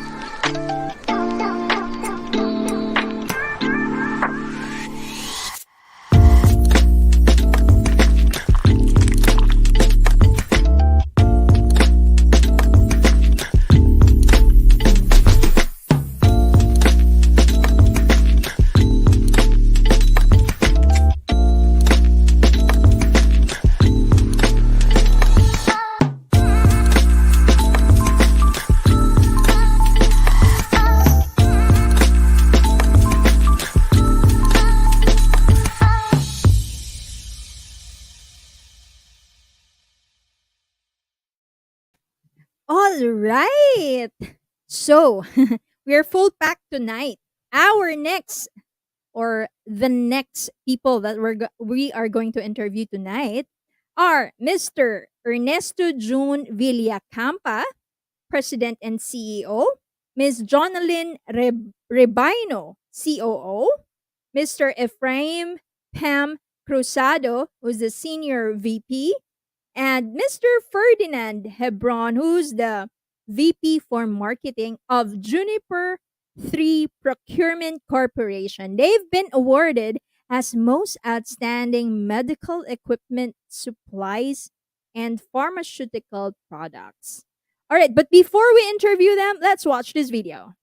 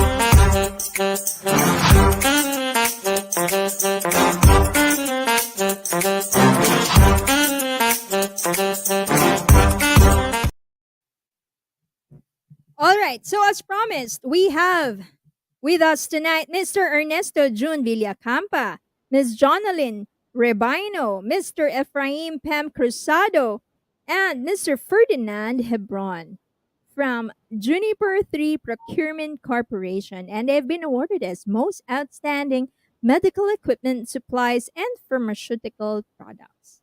Hello po, good evening! Hello, Miss Jen. Good evening, Miss Jen. Good evening. Hi po, ang saya, ang dami nyo. Yes po. Hindi kami 3-4 kami. Yeah. Ayan, how are you tonight? Are you good? We're okay po. We're so excited to do this. Oh, yeah. We are so, We are. Yeah. ayun na. Sorry We're po. good. We're good. That's great. That's great. All right. Paano tayo magsisimula? Sino muna magsisimula? Let's talk about you guys. Sino po ba? Si Sir Ferdy ba? Okay. Si Hi, Sir I'm Ernie? June Villacampa. I'm the president of Juniper 3 Procurement Corporation. My name is Jonalyn Rebino. I am the Chief Operations Officer. Ben Cruzado, the SVP. I'm Ferdy Hebron, the VP for Marketing. Ayun, perfect. Ano? And we're so glad and happy that nabigyan niyo po kami ng time tonight. And we can talk about each one of you guys bago tayo before we talk about Juniper. So let's start. Why is the name Juniper? Yun. Iyan. Siya ko si June. Siya si Pem, and then we have a friend in Cebu na ang pangalan ay Nilo. So it's a combination of 3 names. So we put it together. It's Juniper 3. Kasi di pwede ang Junipem. So just Bakit po hindi pwede? There's no such word. There's no such word as Juniper daw. So Juniper na lang. Yeah. Kasi parang sounds like my name, Jennifer po. Sabi ko, Juniper. Napalitan lang na you. Very nice. Ayan. So when did Juniper start? Noong 2011, nagtatrabaho pa kami. We decided to put up a business, but it's not for hindi ito yung business model na yan. Ano yon, waterworks system. Itong Juniper 3 Procurement Corporation, kaya walang medical sounding ano diyan, no? Parang hindi siya equipment or supply company ng pharmaceutical o ng medical, because it's a waterworks system. If you heard about this Mactan Rock, a community waterworks system in Cebu, kamag-anak ko yun. Ano sabi niya, magtayo kayo ng the same business model in Manila, because during this time wala pang gaanong wala pa yung mga expansions ng Manila Water sa Maynila, so pwede pa yon, but we just put up the business and we never started it at that yung business model na yun. During 2011. So pagdating ng 2014, when we decided to go into this the medical equipment business, we just kinuha na lang namin yung naka-registered ng pangalan. Kaya wala siyang ka-sound na medical equipment or pharmaceutical or supply company. Parang di-related sa medical. That's why in our website, nilagay na lang namin yung www.juniper3medical.com. That's our company brand. That's the brand. Juniper 3 Medical. Alright. So you guys are friends na nag-put up ng business? Yes. Oo. Yes. Magkakaibigan ka. Oh, that's really cool, ano? Parang ang saya nun. Pero magulo din ba pag ganun? Kami ni Lakuya June, we used to work kami nila Jonah in Metro Drug. So doon kami nagkita-kita, and si Kuya Pem is our principal. We used to be with Glaxo Philippines. Principal namin, kaya medyo matanda na yan. Principal. Alright. Okay, let's talk about Juniper. So when you started talagang puro medical, ano na ba? Medical supplies na? You mentioned about waterworks, pero yeah. Talk us through. So, Actually, we started the business. We started the importation of medical equipment 2015. That's when our operation started, 2015. So we are actually going 8 years na this year. So our first project was a 55 million worth of medical equipment. So yung una namin ginagawa that we are just getting small medical equipments from the Bangbang. It's a medical supplies capital of the Philippines. So in Bangbang. So kumukuha lang kami. But na-realize namin, so how can we get a 55 million worth of medical equipment na bibili na namin? So we think of importing. And that was with our first supplier. But now, we really grew big. We have 22 suppliers now. we started with one, it's actually an international integrator of products. It's not even a manufacturing plant. So, but now we have 22 partner companies from all over the world. We have mostly from Korea, China, from the US and Europe. No, so nabanggit kanina ni Miss Jonah na we started with Bambang quality products, and we realized that if we will pursue yung ganong klaseng business model, ang daming kalaban, and then it's really a cutthroat market, no? Kasi hindi namin ma-develop yung ano ba yung aming gustong business model, no? Ang gusto namin actually, because we came from multinational companies, gusto namin ng magagandang produkto, premium product na pwede mong presyuhan ng yung affordable lang din, kayang bilhin ng mga hospitals and the government and private hospitals and other clients. So we started with one integrator, but we go out and we participate. We joined the conventions from Korea, it's from China, and we found manufacturing partners there. We have, for now, we have our number one product is the bed, the hospital bed. The brand is from UK, and it's the brand is Healthward. So it's an exclusive for us. So last year, this is our number one. We sold more than 100 million for this product alone. Wow. One principal. So and now Juniper is known for its high quality products and affordable, and the kind of services that we render also is parang unmatched siya sa current competition, kasi alam namin na pag hindi namin inayos yung aming serbisyo sa ganitong klaseng negosyo, iiwanan ka ng clients mo. Yeah, one thing we're proud of is our after-sales service. Yeah. We have 9 engineers na babata at mga scholars namin from PUP. Kaya napakadali ng mga namin, preventive maintenance service and after warranty services. Wow, that's really cool. At saka, having said that your first project is 55 million, that's a big one, no? For when you started. You did mention about Waterworks in 2011 as an idea, but I'm guessing because you guys came from multinational companies, so alam nyo what's in, what's out. Probably people who are listening, mga netizens, kind of got a sense of why you chose the medical supplies field. But I wanted to hear from you guys.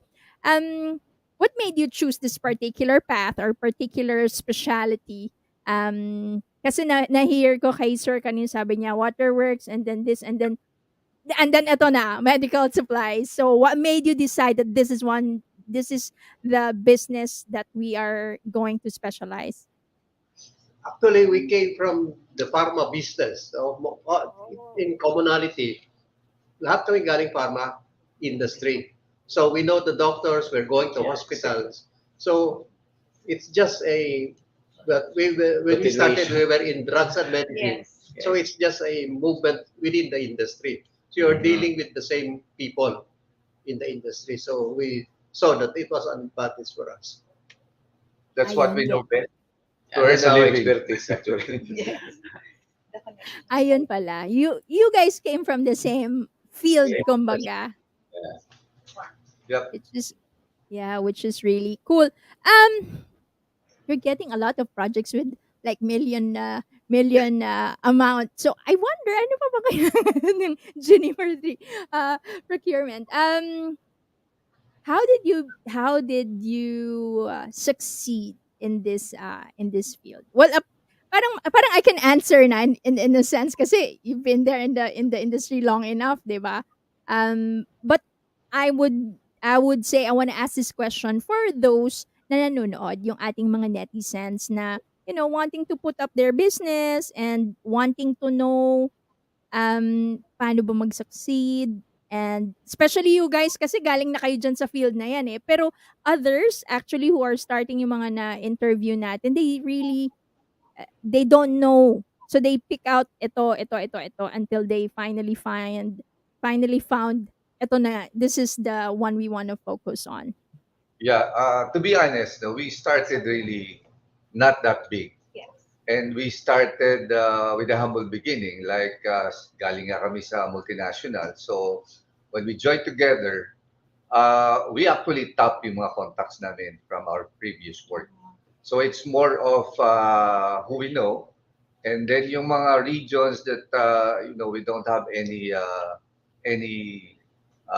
dealings, na wala kaming mga kilala doon, we tap mga sub-distributors, freelancers, and then it became now a word of mouth.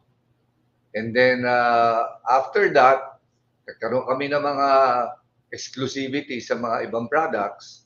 So we started now working on what we know best, which is not only selling but marketing. So we started investing on the brochures of the product with the help of the principals. We promote it. We gave them trainings because you have to have a sound knowledge. So we cascade that to the people.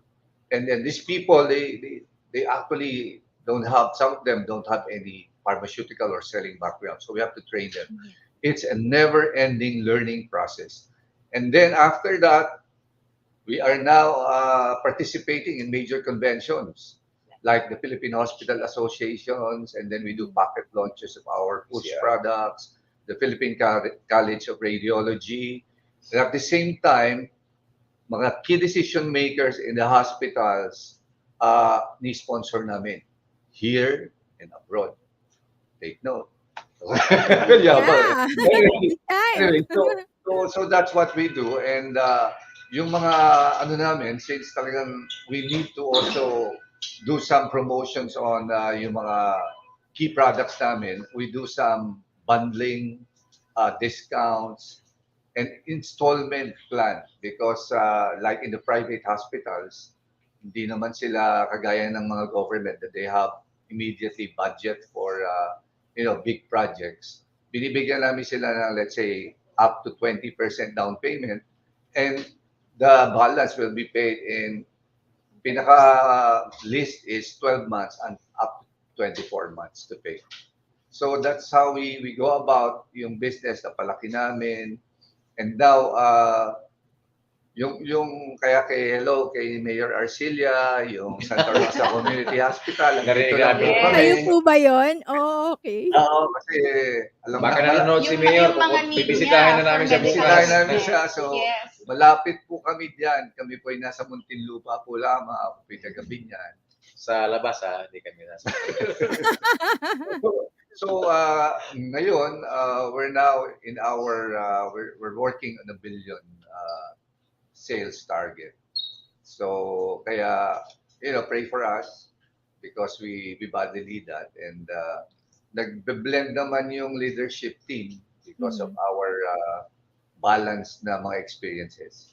At saka malaking bagay yung connections namin doon sa previous naming career, no? Like sabi nga ni Kuya Pem, we cover the same doctors, the same friends, the same hospitals, and pag nasubukan kasi nila yung serbisyo ng Juniper, it's a word of mouth now na you buy it from Juniper kasi napakaganda ng quality ng mga produkto, napakaganda ng after sales service nung yung pag-maintain kasi ng machines is very important. Can you imagine if you spend a lot on what?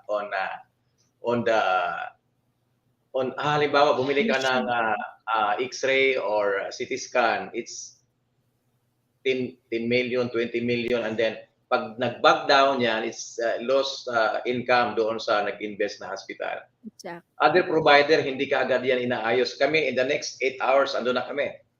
Kahit gaano kalayo yan, our engineers will take the first flight to address the issue of our clients. So, yung ganong klaseng serbisyo na meron ang Juniper, ito yung nagiging, sa tingin namin, isang dahilan bakit pinapatronize kami ng aming mga clients. We started with one customer, now we have more than 1,000. And we cover 94% of the whole nation, the whole country. So, ganun kaganda yung aming reach, yung aming coverage. Yeah. Siguro if I may add kay Jun, no, yung 94% reach na yan wouldn't also be possible if not for our online marketing, especially during the pandemic. We went to Shopee, binibenta namin yung mga COVID essentials namin, nagbayanihan promo kami, na meron kaming 10+1 for face mask, face shield, hanggang sa nag-antigen test kit pa kami. And then we braved the remotest area just to serve the frontliners. And that's what our tagline is, championing standards that care. Yeah. So, yan po ang That's us. Juniper. That's Juniper. That's amazing, ano. So it's not just selling the machines, you do after service, at saka yung you actually maintain it. Kasi I'm not sure, but I'm guessing with some other companies, they're just selling and there's another company who's doing the maintenance. So To the point with, that, madam, excuse me, to the point that even the machines of other companies that, sometimes hindi sila nakikita, Yes. pinapagawa namin sa aming engineers. Walang bayad. So, di ba? Wow. So, ating Parang servisyo ang extra meron service. kami. And of course, gusto rin talaga naming makilala kami. Even when we deploy our people, even our engineers, they even pay. We let them.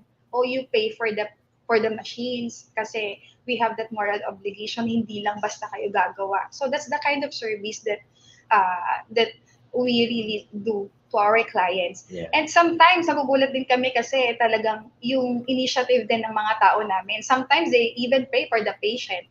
So we're very happy with that culture na na-build din namin in Juniper family. that's really good, ano. So parang you become the leaders and then, I mean, you are the leaders and then whatever you do, na-i-imbibe ng inyong mga staff. Yeah, that's The values that you want to input, so they imbibe it. Yeah. So, So do you go go ahead, ahead. sir. Yeah. No, it's all right. Go ahead. I-plug ko lang, no? Gusto na niya siya na mag-interview. Pwede rin po. I-plug ko lang. We also have our website for inquiries and at the same time, the start of purchase. And then we also have our social media account, yung FB at saka yung Instagram. So they can just access juniper3medical.com. That's it. All right. So is that the same for all the handles po? Juniper 3 Yes, that's our brand. Medical. Medical. Social. on all like Facebook, Instagram, and website, just Juniper 3. Yes po. Perfect. All right, sir. At this point, meron ba tayong mga promos or are you looking for more people? I want to give the floor to you. Baka po meron kayong gustong i-announce. Before I would ask you to thank yung inyong mga clients or your staff who may have nominated you. That's why you are getting the award on the 28th. That's perfect. Yeah, maybe we would like to inform everyone that we're also into special projects like dialysis tie-up, the waste management system. Meron din po kami, it's a US technology. We're the first one here in the Philippines, was chosen to be the flagship or the exclusive distributor of that product. It's environment friendly, wala pong mga usok. And of course, yung mga IVD, yung mga aming laboratory equipment, may tie-up din kami doon. So, Hello at Mayor Arcilia again. yung aming medical mobiles, like we have the ambulance, we have the actually we are the first to deliver yung kauna-unahang mobile hospital sa Pilipinas na feature yan sa unang hirit. It's in Quezon City. And sa ngayon yung aming mobile clinics are talaga naman no na the best, no? Napakaganda nung medyo anong sabihin natin yung quality kahit medyo mahal siya ng konti but assured naman tayo na talagang ang quality niya is superior as compared to yung makikita mong mga ambulance diyan na after a year hindi na nagagamit. Yung atin talagang tatagal kasi ang amin lagi is the quality and yung magandang yung longevity noong gamit nung isang investment. 'Di ba kasi taxpayers money yan lalo na kung nagde-deliver ka diyan sa mga local government units. Ayaw namin nakikita yung produktong binili sa amin na hindi na ginamit, no? Like for example, balikan ko lang saglit yung aking sinasabi kaninang medical bed, no? We are the only one in the whole country that offers a warranty of 7 years. And those that we delivered, those that we delivered 6 years ago, pag binalikan mo doon sa lugar, it's like new. Walang corrosion, hindi man lang natanggal yung paint. Unlike those that we can find doon sa mga hospitals, lalo na yung mga local government unit hospitals na in a year or two wala na, sira na.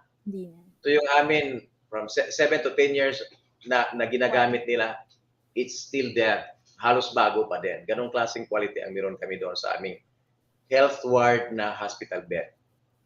Oh, that's really cool, no? At saka yung mobile, it's very in yung mga mobile, how do you say, mobile clinic, mobile clinic, mobile hospital.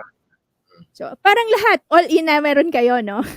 Parang you have everything as I hear it. We are a one-stop shop. One-stop shop. All right. So with that, I think that is a very cool business. Talagang lahat na dinampak sa inyo na. So sa ating mga netizens na nanonood, sa mga those who are probably thinking of a business, starting a clinic, we have Juniper 3 Procurement Corporation who just mentioned that they have everything. So ayan po, visit nyo na po ang kanilang mga social media handles.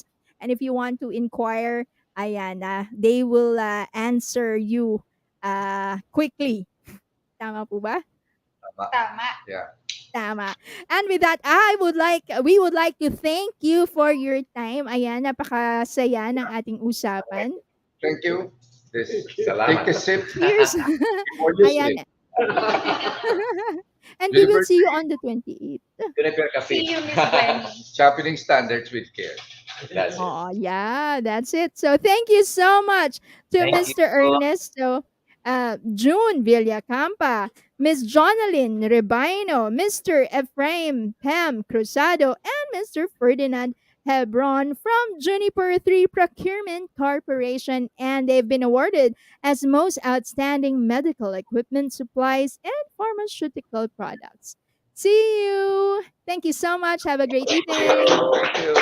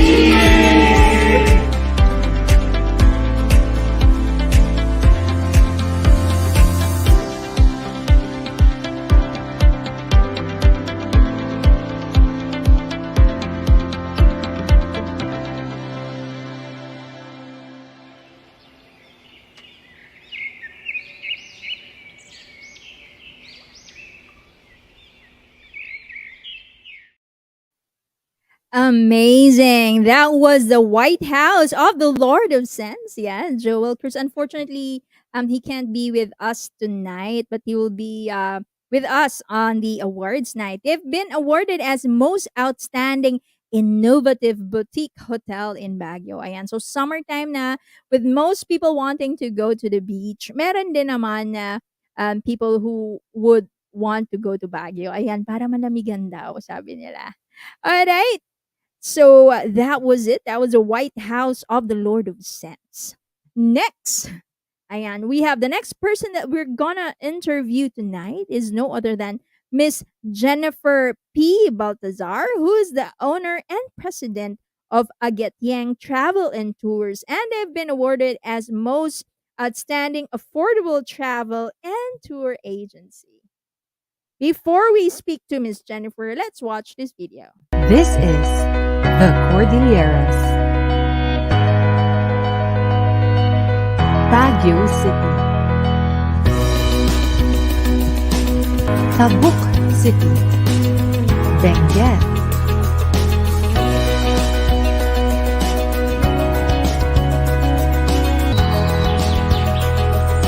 Mountain Province,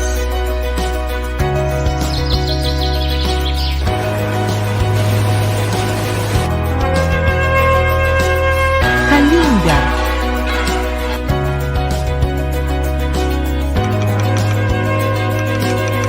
Ifugao, Apayao, Abra. Since 2009, we have been operating and promoting only the best of the best Cordillera tour packages. And we continue to innovate and offer unique and cultural travel experiences to our guests using our Suligmay Tourist Jeepney, the only creative tourist jeepney in the Philippines. So, what are you waiting for? Book your Cordillera travel experience with us. Only here at Agetyang Travel and Tours, your friendly travel genie.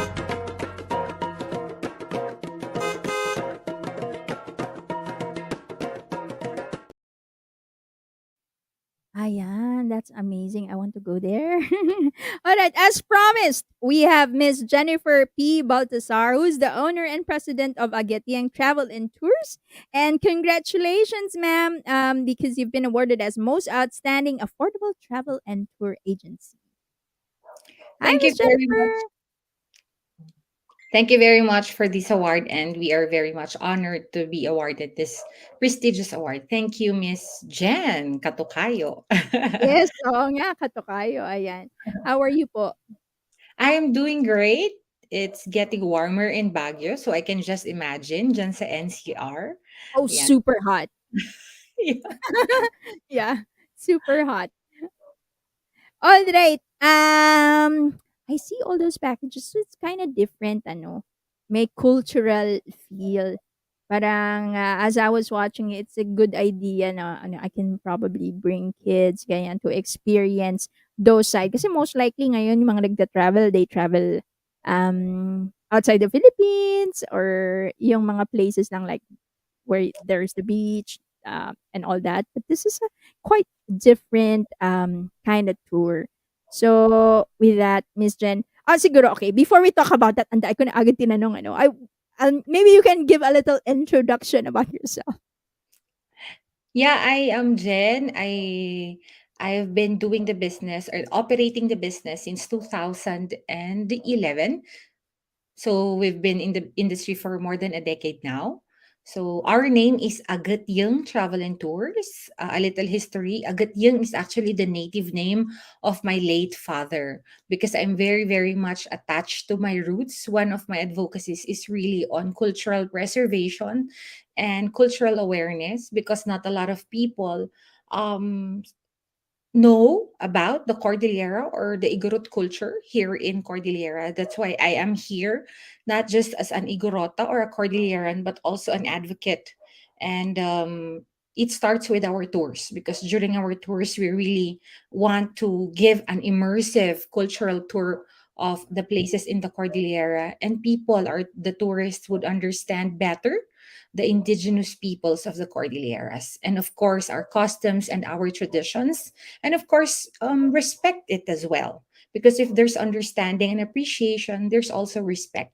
That's why, since we started, I really focused on Cordillera tours, but we have expanded our services as well into ticketing, domestic tours and tour packages, and international tours, visa processing, travel insurance, and the like. Ayan. Ayun. So, nasakop nyo na rin other parts of or other parts of it. I think the question, you answered it in a bit with your intro. Yeah, because you focused on this, as you said, your advocacy on focusing more on the culture. I mean, the Igorot culture. Is that, I mean, am I saying it the right way? Yeah. Yeah, yeah. It's not just about siguro the culture, but also more of in-depth understanding of our heritage, our history, because the culture here in the Cordillera is not just solely Cordillera. In fact, it is a melting pot of different peoples, especially here in Baguio City, because we have been a mix of different cultures, not just Igorots and Cordillerans, but there are Pangasinenses, the Ilocanos, and a lot more. Even from NCR people, dito na rin sila nagre-reside because of the weather. So it's really a melting pot of different cultures. So, parang diversified na Yes, very diverse na ang Baguio City. Baguio City, Mhm. as a city ha. Pero yung mga ibang mga provinces, medyo mas preserved pa sila. Okay, quite curious, why is it that you really want to um put more impact on this advocacy? Do you think that hindi siya napapansin, or do you think na people really don't know about it? That's why you want to push through and bring out the information about Cordillera's culture?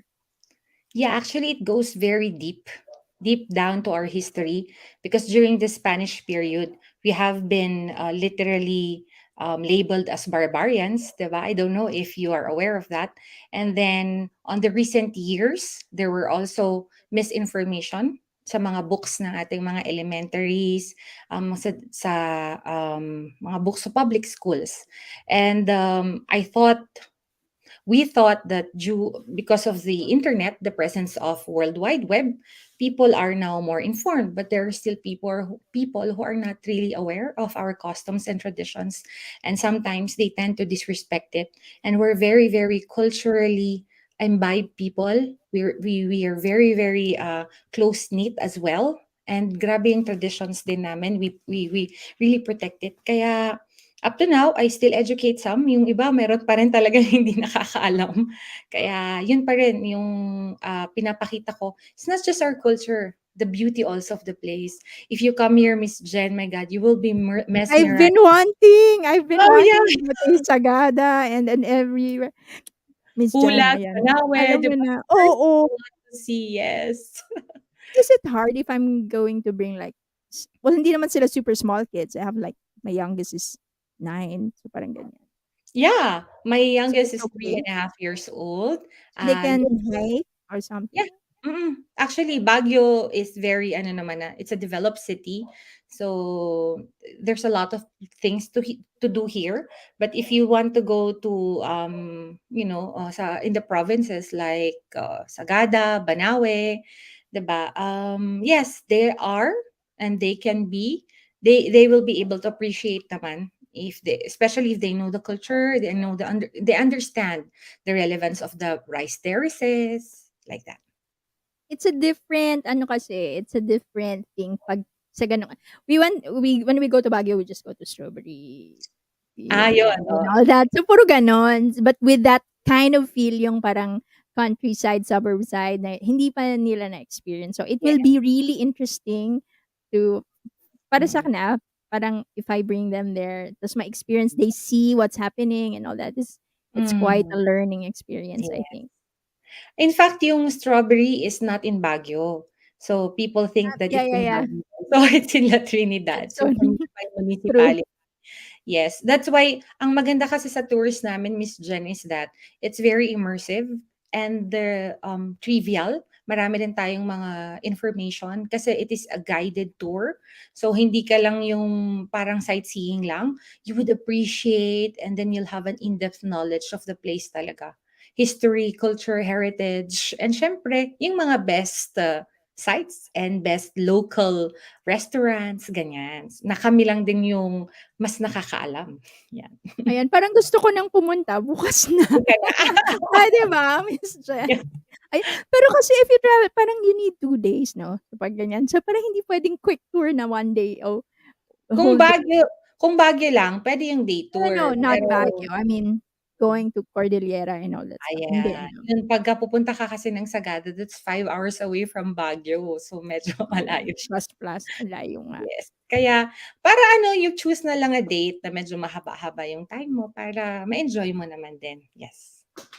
Ayan, dahil diyan, I'm sure marami din ang na-interest habang pinag-uusapan natin 'yan, and they would probably want to get in touch with you. How do they find you? What are the social media platforms na available where they can get in touch with you? Yeah, you can search us on Facebook, on YouTube, and we're also on Instagram. May TikTok din yata kami, yung aming mga marketing staff. They try to explore and have our marketing tools in all platforms sa social media. In fact, ako rin, I have my own YouTube channel, personal, to promote the culture and at the same time link it to our travel agency. So, you know, social media has become the way to go, 'di ba? In promoting Yeah. our services. And it has been very helpful during the pandemic as well. Ayan. So, Miss Jen, alam mo na, I'll get in touch with you very Yes. soon. So yun, speaking of pandemic, Miss Yeah. Jen, let me just share kasi one of the Go. question sa amin kadalasan is how did we survive sa pandemic, 'di ba? Kasi nga Yeah. lang travel and tourism. In fact, kasi ako ang advocacy ko is really to support local. So, dahil nga pinopromote ko ang Cordillera, you know what I did? Since people cannot go to Cordillera, I'll bring Cordillera to them through How? yes, our food.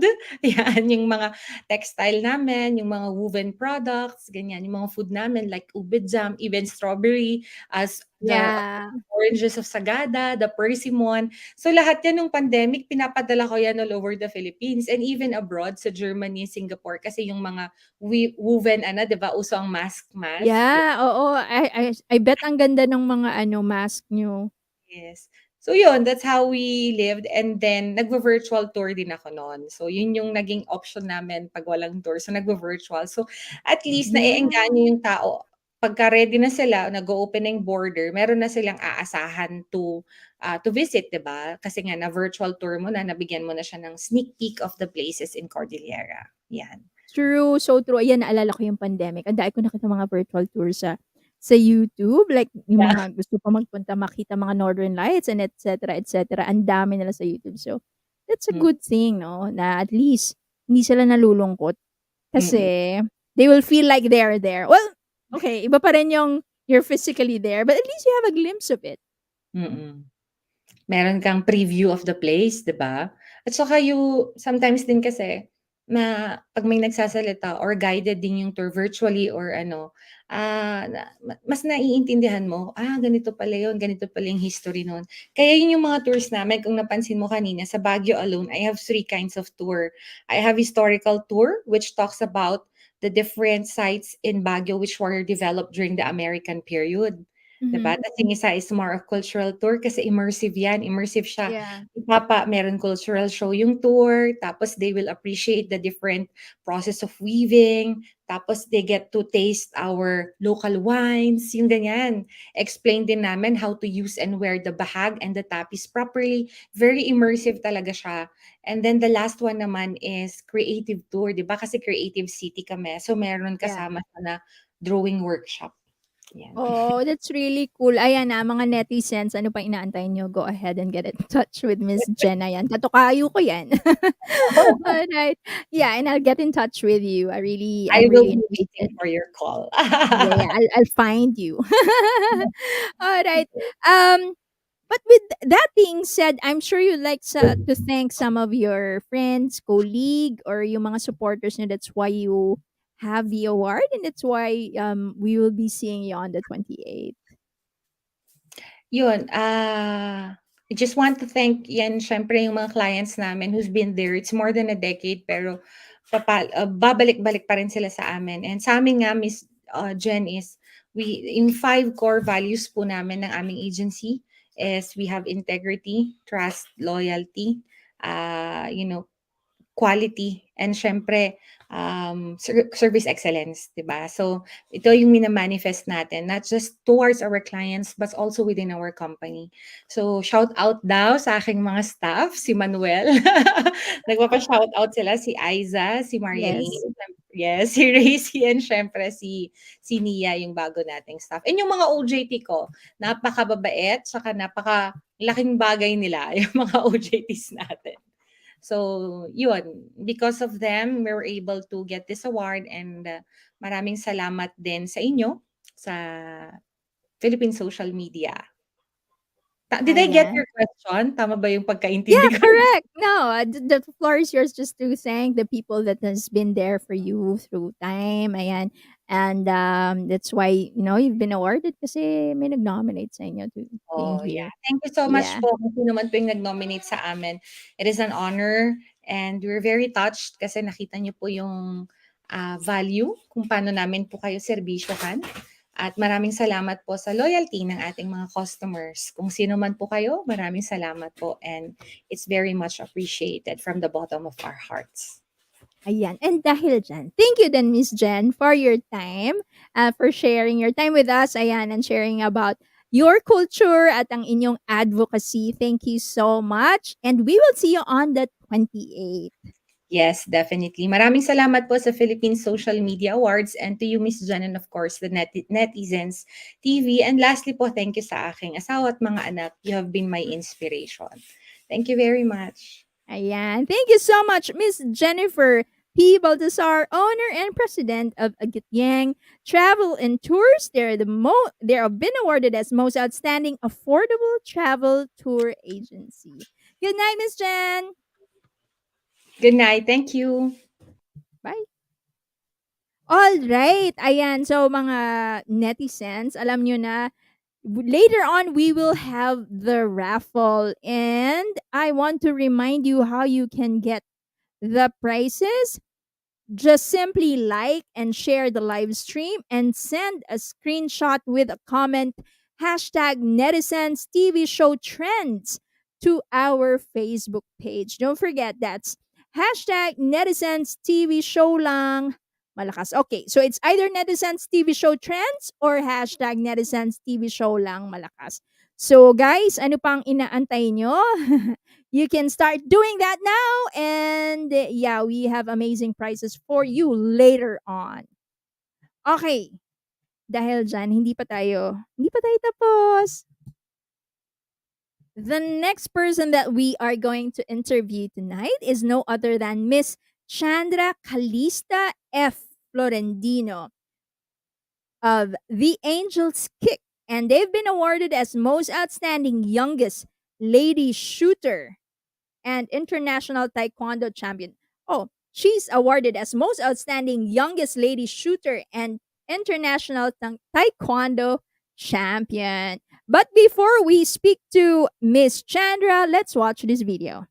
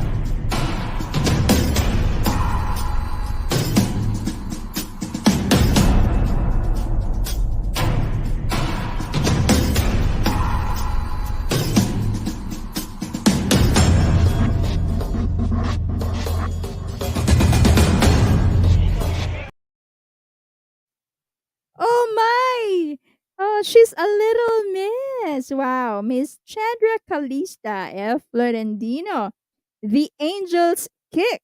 Yeah, congratulations. You've been awarded as most outstanding youngest lady shooter and international taekwondo champion. Hi, Chandra. How are you? Okay lang po. Ayan, how old are you? I saw your video. That's so cool. I'm 11 years old na po. 11, oh. Oh, that video was ilang taong ka dun sa video na yun? Pero you seem to start young, ano? Opo. Simula po ako 4 years old eh. Wow, 4 years old. And paano ka na-interest sa taekwondo? Ano po? Yeah, how did you got interested sa sport na taekwondo? Noong una po hobby and play po siya sa akin. Tapos I started enjoying it. Tapos later on naging na po ako. Naging competitive na po ako. Sumasali na po ako sa competition. Ayun. So, is there are your parents too in the same sport, or how did you get inspired? By watching action movies, because when I was young, I didn't like playing outside. I Oh, just like okay. games. And then I watched this little video, and then I said to my dad na gusto ko po mag-play ng taekwondo. And pumayag naman po siya kasi po yung daddy ko po is karate do player po when he was young. So parang it runs in the blood pala. Your dad was doing karate when he was younger. Ayun naman pala. Mana kay dad, ganon. Opo. Ayun. It says here, when you say lady shooter, what does that mean? Po? What does that mean? You said the youngest lady shooter. Ako po yung youngest IPSC lady shooter. Yung pinakang bata po na lady shooter, na babae po na shooter. Shooter, when you say shooter, what does that mean? Kasi iba yung shooter na naisip ko. Shooter, ano? Gumagamit po ng baril, practical shooting po. Ah, really? Shooting? Oh my gosh, really? Wow. And how did you get into that naman? What age did you start doing that? I started doing shooting when I was 9 years old. Wow. And I guess yung mga kasabay mo ba, ilang taon na yung mga kasabay mo? Po? Ilang taon yung mga kasabay mo at that time? I assume they are older. They're older than me po. Yeah, I mean, Mga paano ka naman 40. na-interest doing that? I mean, from taekwondo, okay, sige, you started taekwondo 4 years old. Tapos eto, shooting at 10. Nagsimula po ako sa shooting kasi po, daddy ko po kasi naglalaro po siya ng fun shoot. For fun lang po. And then one day po, sumama po sa kanya, nagkaroon na rin po ako ng interest. Oo, si daddy talaga ang big influence. At the age of 11, what else are you looking at focusing on? I only do taekwondo and shooting because once I enter the sport, I will never stop until I reach my goal. Wow. I love it that you're so focused. Is it through, ano ba yan, nakikita mo sa dad mo, kaya parang ganun yung ginagawa mo, or it's something that you feel, teka, gusto ko to, I will really, really push hard to do this and be good at this? It's something that I really want to achieve and, reach my goal. Because I feel like I'm always happy when I do that things. Are there other things that you do apart from taekwondo and shooting that you also enjoy? No, I only have taekwondo and shooting. That's enough for me. Oo nga, no? Di ba ang bigat nun for you? Po? Ang bigat nun. When you shoot, what do you use? Hindi naman Hindi siya... naman po siya mabigat. Kasi every po division ng gun, meron din po siyang, iba-iba po siya ng weights. Yeah, I mean, which one? Of course, it's not the 45, right? I know which particular. Like lang po ako, single stock. Oh, all right. I don't know about guns. So that's why I asked you. But yeah, that's very interesting for you. At the young age doing that. But I think that's so inspiring sa mga, not only sa kids, I think for the adults as well. Kasi most of us would say, oh, I like this. I like doing this. But then, at a certain time, pag pagod na, ay shucks, my hand hurts, my feet hurts, my knee hurts, ayoko na. What keeps you motivated? When it just keeps me happy. Because if you love something, why are you gonna stop doing it? Because if it makes you happy, then don't stop doing it. Even though your hands, your feet hurts, don't stop doing it. Push yourself. Is it something that your dad tells you? No, it's something that I really want to do. Oh, that's really interesting. I mean, kasi not all kids would have that way of thinking. 'Cause normally, 'di ba, you say, "Oh, I don't want it anymore. It's painful. I'd rather sleep. I'd rather play. I'd rather do something else. Oh, I'd rather watch TV." Do you watch I mean, not TV. Kids don't watch TV nowadays. They watch Netflix or something else. So what are the other things that you do to not to play but to have, to just to relax and chill? Um, on my phone, watching TikToks. What type of genre? I mean, what type of things do you watch on TikTok? Martial arts, sports. Oh, related pa din. So you're really into it. I can see.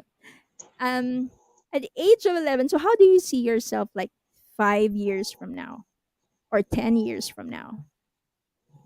I've definitely seen improvements, but I still need to get to my goal because I haven't reached my goal yet.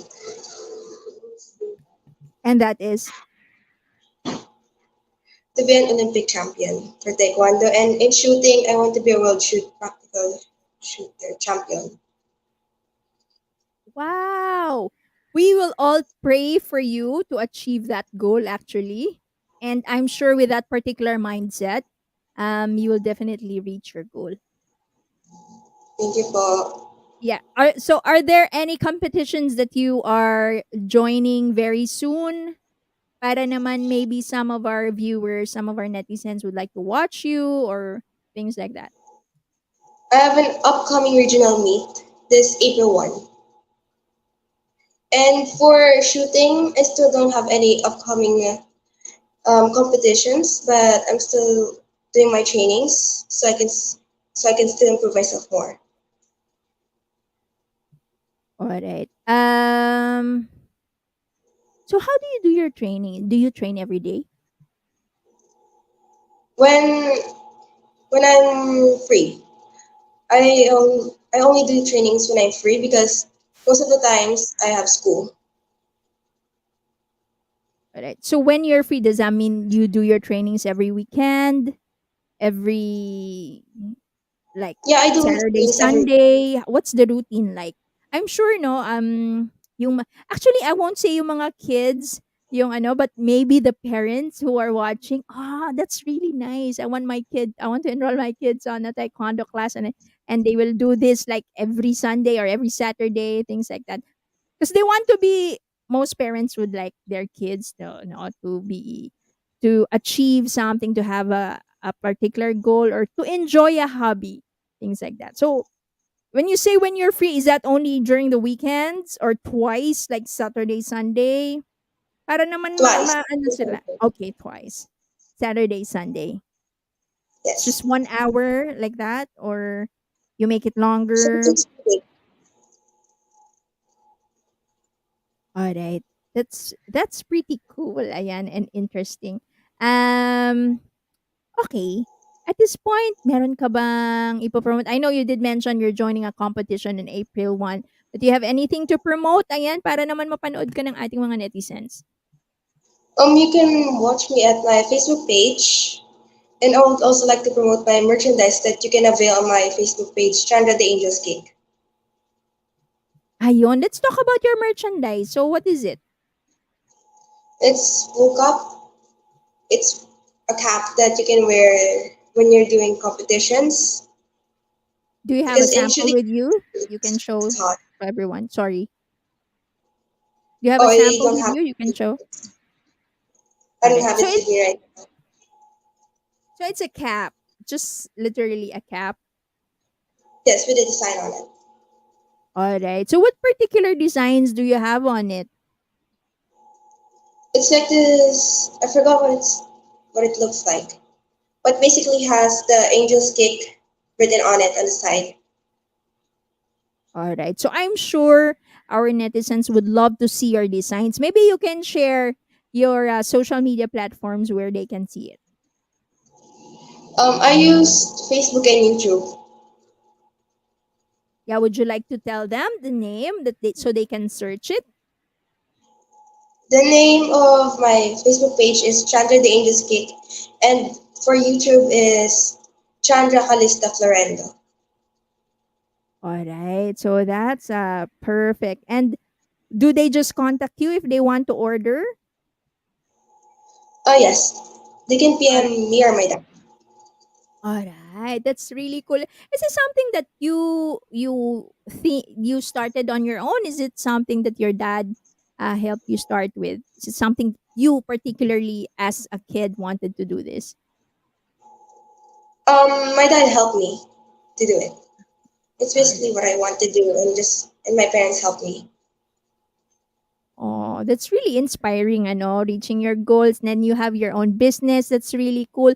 Ayan, mga netizens, there you have it. If you want to support Chandra, ayan, she's very inspiring, no? At a young age, she's achieved a lot of things. So I'm pretty sure we as parents would like our kids to have something that they really want to do and we can support them. So we can support Chandra. Go to her Facebook page, Chandra, the Angels Kick Ayan, and we can support her and we can also watch her on April 1. You were on a competition, right? Yes, my original. All right. At this point, Chandra, I'm sure the netizens who are watching or your supporters would like to hear from you. Maybe you'd like to thank them for their support, things like that. Yes, I would like to thank my followers, supporters, and my family, friends for supporting me throughout my journey. Perfect. All right. And of course, we would like to thank you, Chandra, for coming tonight and sharing your time with us. You are truly an inspiration, not just for the kids, probably with the parents as well. And kudos to your dad for supporting what you love. Ayan, I'm sure full support your parents, your mom and dad. And that's really cool. And more power to you. And we will pray that you reach your goal and to go to the Olympics. Yan. All right. So have a wonderful evening.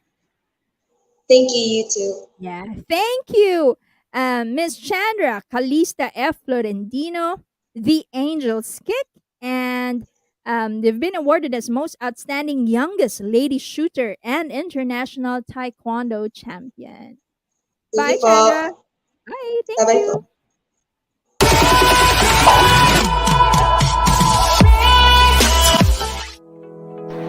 Ladies and gentlemen, growing the business from fragrances to flavors with Takoyaki by Joel Cruz Food and Beverage Business. Thank you for inviting me again to be part of this awards event. I am glad that more face-to-face events are happening now, and this is good for the recovery of our economy from the pandemic.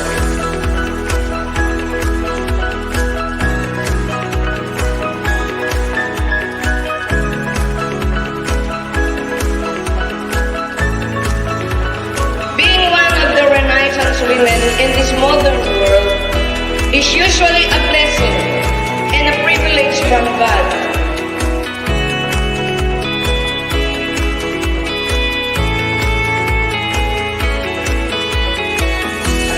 It's time to entertain you, and we're lucky to have a very beautiful woman who happens to be my co-host as well.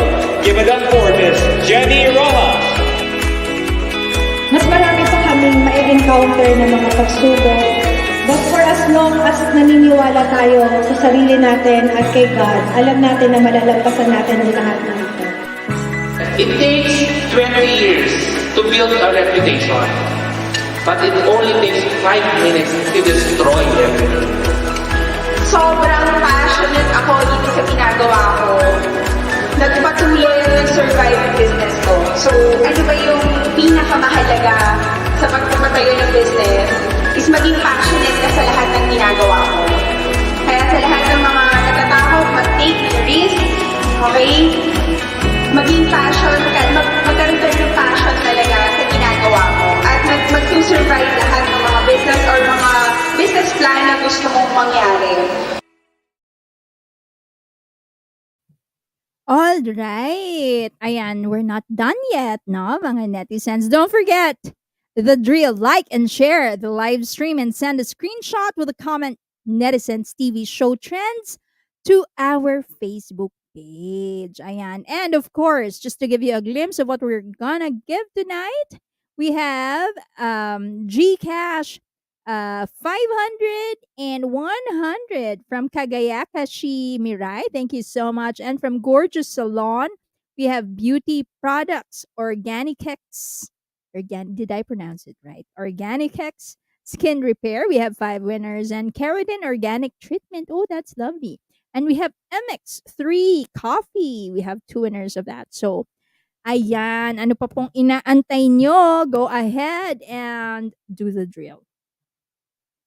Sabi ko nga po, we're not done yet. The next person that we are going to interview tonight is no other than Miss Hannalyn Asma Kapua, who's the owner of Hack Depot, HAC, Hack Depot and Design, and they've been awarded as Most Outstanding Interior Design Studio and Supplies Depot Provider. I think second time na rin ni Miss Hannalyn tonight. But before we speak to her, let's watch this video. Flex. Yeah. I don't think they heard me. The first time. So I gotta say it again for them. Flex. I ain't felt this good in a minute. Only. I ain't tryna rent it. It feel like it's third down. So I'ma sit for 'em like I'm Emmitt Smith. Yeah. I'm going in, baby. Yeah. I'm tryna win, baby. Yeah. You know the biz, baby. Yeah. You know the biz, baby. The way we win, it ain't fair. But ask, do I care? Do I care? I'ma just do my thing, do my thing, do my thing. I'ma just live my life, live my life, live my life. All right. Ayan. As promised, we have Miss Hannalyn Asma Kapuz, the owner of HAC Depot and Design, and they've been awarded as Most Outstanding Interior Design Studio and Supplies Depot Provider. Hi, Miss Hannalyn. Hi, Ma'am Jen. Hello. Ayan. Kamusta po? Okay naman po. Medyo late lang yung audio. So, hindi ko... Hello? Ayan. Okay lang po. We can hear you well. Ayan. So, it's our second time around. Kaya nga we're back dito sa PSM. Yeah. Thank you sa award na to ulit. Ayan. It means you're doing great. So, congratulations. Thank you. So, thank you sa second time for this award. Introduce ko na yung self ko ulit. Yes, go ahead, Miss Hannah. Para sa mga hindi nakapanood nung ating episode last time. Okay. Hi, I am Hannalyn Kapwa, the owner and interior designer of HAC Depot and Interior Supplies Trading. We are also known as Hack Depot Plus Design kasi hindi lang kami nagpo-provide ng mga tiles and mga interior finishes, but we also have sa side ng interior design services. And we started ng 2018, but the name HAC, we started it right before pandemic, 2020. Ayun. Ayan. So dahil dyan, Miss Hannalyn, what's new? Ayan. Maraming bago sa amin ngayon sa HAC. This year, actually, we are planning to open the second branch of HAC. But we are still looking for the perfect location. It will be under Team Kimbo. Um, And we have a new warehouse na inaayos namin for para sa mga gustong mag-dealership sa amin, so pwede silang makakuha agad ng mga stocks and makapag-pick up sila sa amin kaagad. And then lately we are really busy kasi tina-target namin yung nationwide. Actually nakapag-deliver na kami now sa Visayas and Mindanao. And kami yung mismong nag-deliver, as in kami yung pumunta. In Visayas, nakapag-deliver kami sa Aklan. And then sa Mindanao naman, kaya na namin makapag-deliver in Davao. Tapos, ang pinaka gusto ko lately na delivera namin is yung sa Sagada. Kasi kahit malayo siya, actually 8 hours, ang tagal, pero hindi mo siya ramdam kasi malamig and sulit naman yung biyahe kasi marami talagang in-order yung customer namin doon. Ayun, tapos now, meron kaming sale for March kasi it's our 3rd year anniversary. So, marami kaming offers ngayon sa shop namin. Ayun. I'm sure marami sa mga netizens natin na gustong mag-avail ng sale. So, saan po ba sila where do they find you? Which social media handle? Yung social media account namin is on Facebook. Doon talaga kami nagre-reply. So, you can find us on Facebook, HAC Depot Plus Design.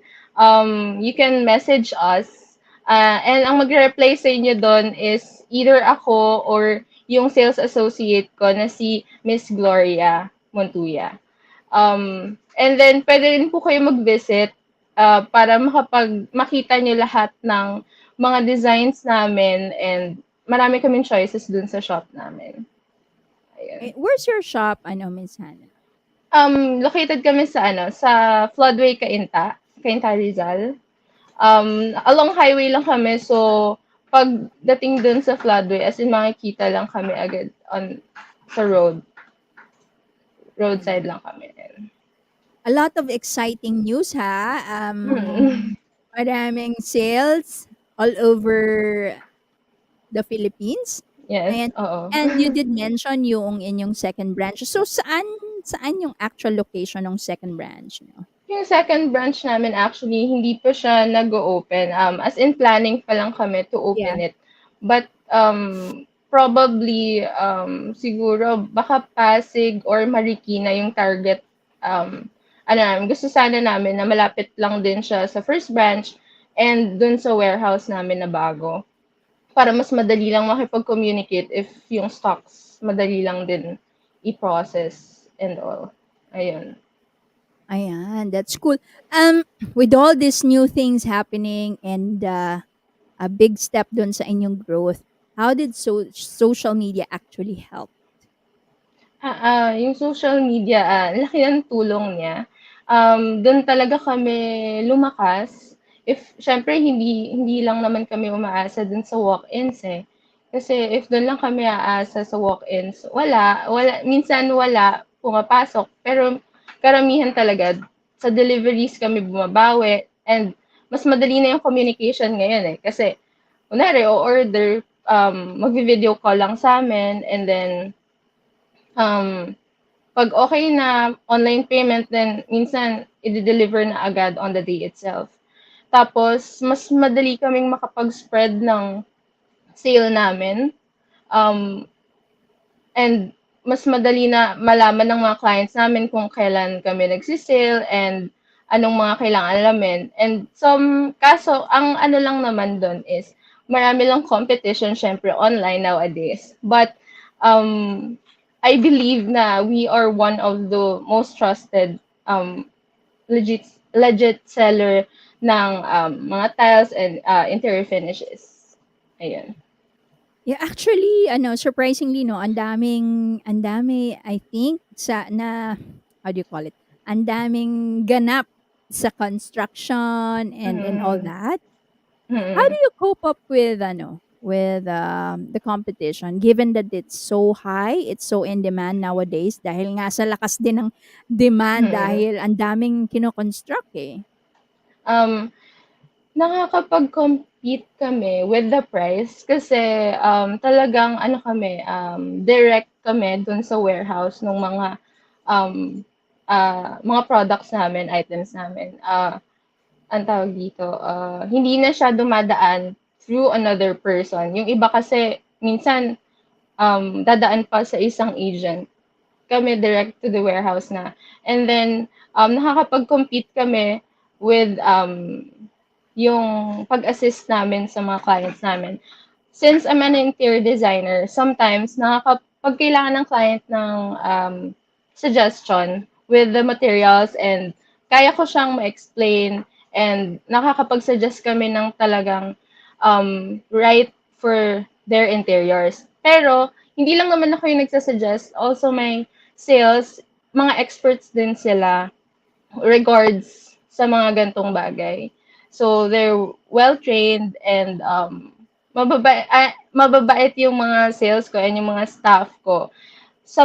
Yung sa after sales naman, na if may kailangan yung clients namin, may kulang, nabibigay namin. Kasi sa iba, pag ito lang yung quantity na kailangan nila, yun lang yung bibilhin din sa warehouse. Pero kami, may pasobra kami lagi. So, kung magkulang yung client namin, meron silang babalikan sa amin. Kasi yun yung karamihan na problem pagdating sa mga tiles.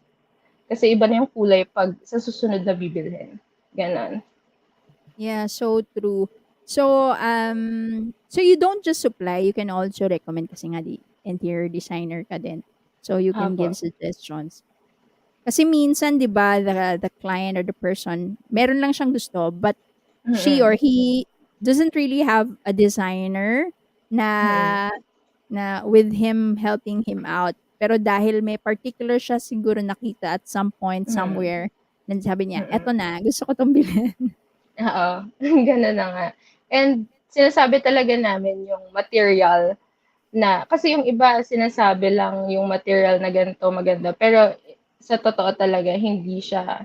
Kaya minsan 'pag may pumupunta sa'min nagugulat na lang kami na hindi talaga siya para sa ganitong space, pero sinabi ng iba na gano'n. So, sinasabi namin yung totoo kasi siyempre sa'min din naman kukuha, so dapat totoo na rin. Hindi lang para makabenta, but to help them with their houses and spaces, ayun. That's true. Kasi you're knowledgeable with the Mm. material as part from the design. So that's really good. All right. Siguro at this point, since parang second time around, so I'm sure maraming kayong supporters and or clients that actually nominated you. That's why you were here second time around. So the floor is yours to thank them and to Okay. tell whatever you want to say. I would like to thank all our clients na nag-support sa amin through the years. Kahit nagsimula kami right before pandemic, marami pa rin nag-support during pandemic. And until now, sila pa rin yung mga clients namin. And they still continue to support us. Kahit ang dami ng competition sa market, yung iba binababaan yung prices nila, pero kami nakakapag-compete pa rin kami and hindi sila lumilipat sa iba. And sa mga new clients namin, thank you for the support and for giving us a chance na maging supplier ninyo. And to my clients sa interior design side, thank you for the trust. for giving me the opportunity to design your spaces as your interior designer. And gusto ko rin mag-thank you sa parents ko for the support, Leo and Leia Kapwa. Kung wala ko rito and hindi ko ma-receive yung award na to if it weren't for them. And I want, nagpapa-shoutout yung mga staff ko. Go, Miss Hannah. Thank you sa inyo, sa hard work, sa pag-overtime, and para ma-deliver natin lahat ng kailangan natin i-deliver on time. Shout out kila Ate Gloria, Ate Marie, Kuya Edwin, Kuya Jason, Kuya Tammy, Kuya Franco, Kuya Lloyd, Kuya Jo Marie, and Angelo, and also sa supportive na mga pinsan ko sa work namin dito sa HAC, yung Ski Squad, Aldwin, Adrian, Ate Lorimi, and Kuya Jomar, and si Carl din, yung nag-support sa akin, yung boyfriend ko. Ayun, thank you so much. Tapos, lastly, yung sa Philippine Social Media Awards, thank you again for this opportunity, for giving us this award. We are very grateful and thankful for this award for the second time. Hopefully, maybe we'll see each other again soon kung may mag-nominate man sa amin ulit for this award. Ayun, and thank you sa lahat ng clients namin, sa lahat ng loyalty na binibigay niyo sa amin and the trust you're giving us. Ayun. Alright, dahil dyan, thank you din, Miss Hannah. I'm sure with all your efforts and hard work, ayan, with your family and your team, ayan, I'm sure next year, ayan, you will be here once again. So, Hopefully. thank you. Yeah, we believe in that. So, thank you so much. Thank you for your time. And thank you for sharing that with us. And once again, congratulations, ayan. Thank you. Yeah, thank you, Miss Hannelyn Asma Kapua, owner of HAC Depot and Design, and they've been awarded as Most Low battery. Outstanding Please Interior Design Studio and Supplies Depot Provider. Have a wonderful evening. Thank you. Thank you so much. Alright, ayan, akala nyo po tapos na, hindi pa po, pero wait lang. Sabi ng gadget ko ay low battery. Things happen when you are live. The next person that we are going to interview tonight is no other than Miss Scarlett Mendoza, who's the CEO of Gorgeous Salon. And they've been awarded as Most Outstanding Leader of Excellence in Business Management and Entrepreneurship. So before we interview Miss Scarlett, let's watch this video.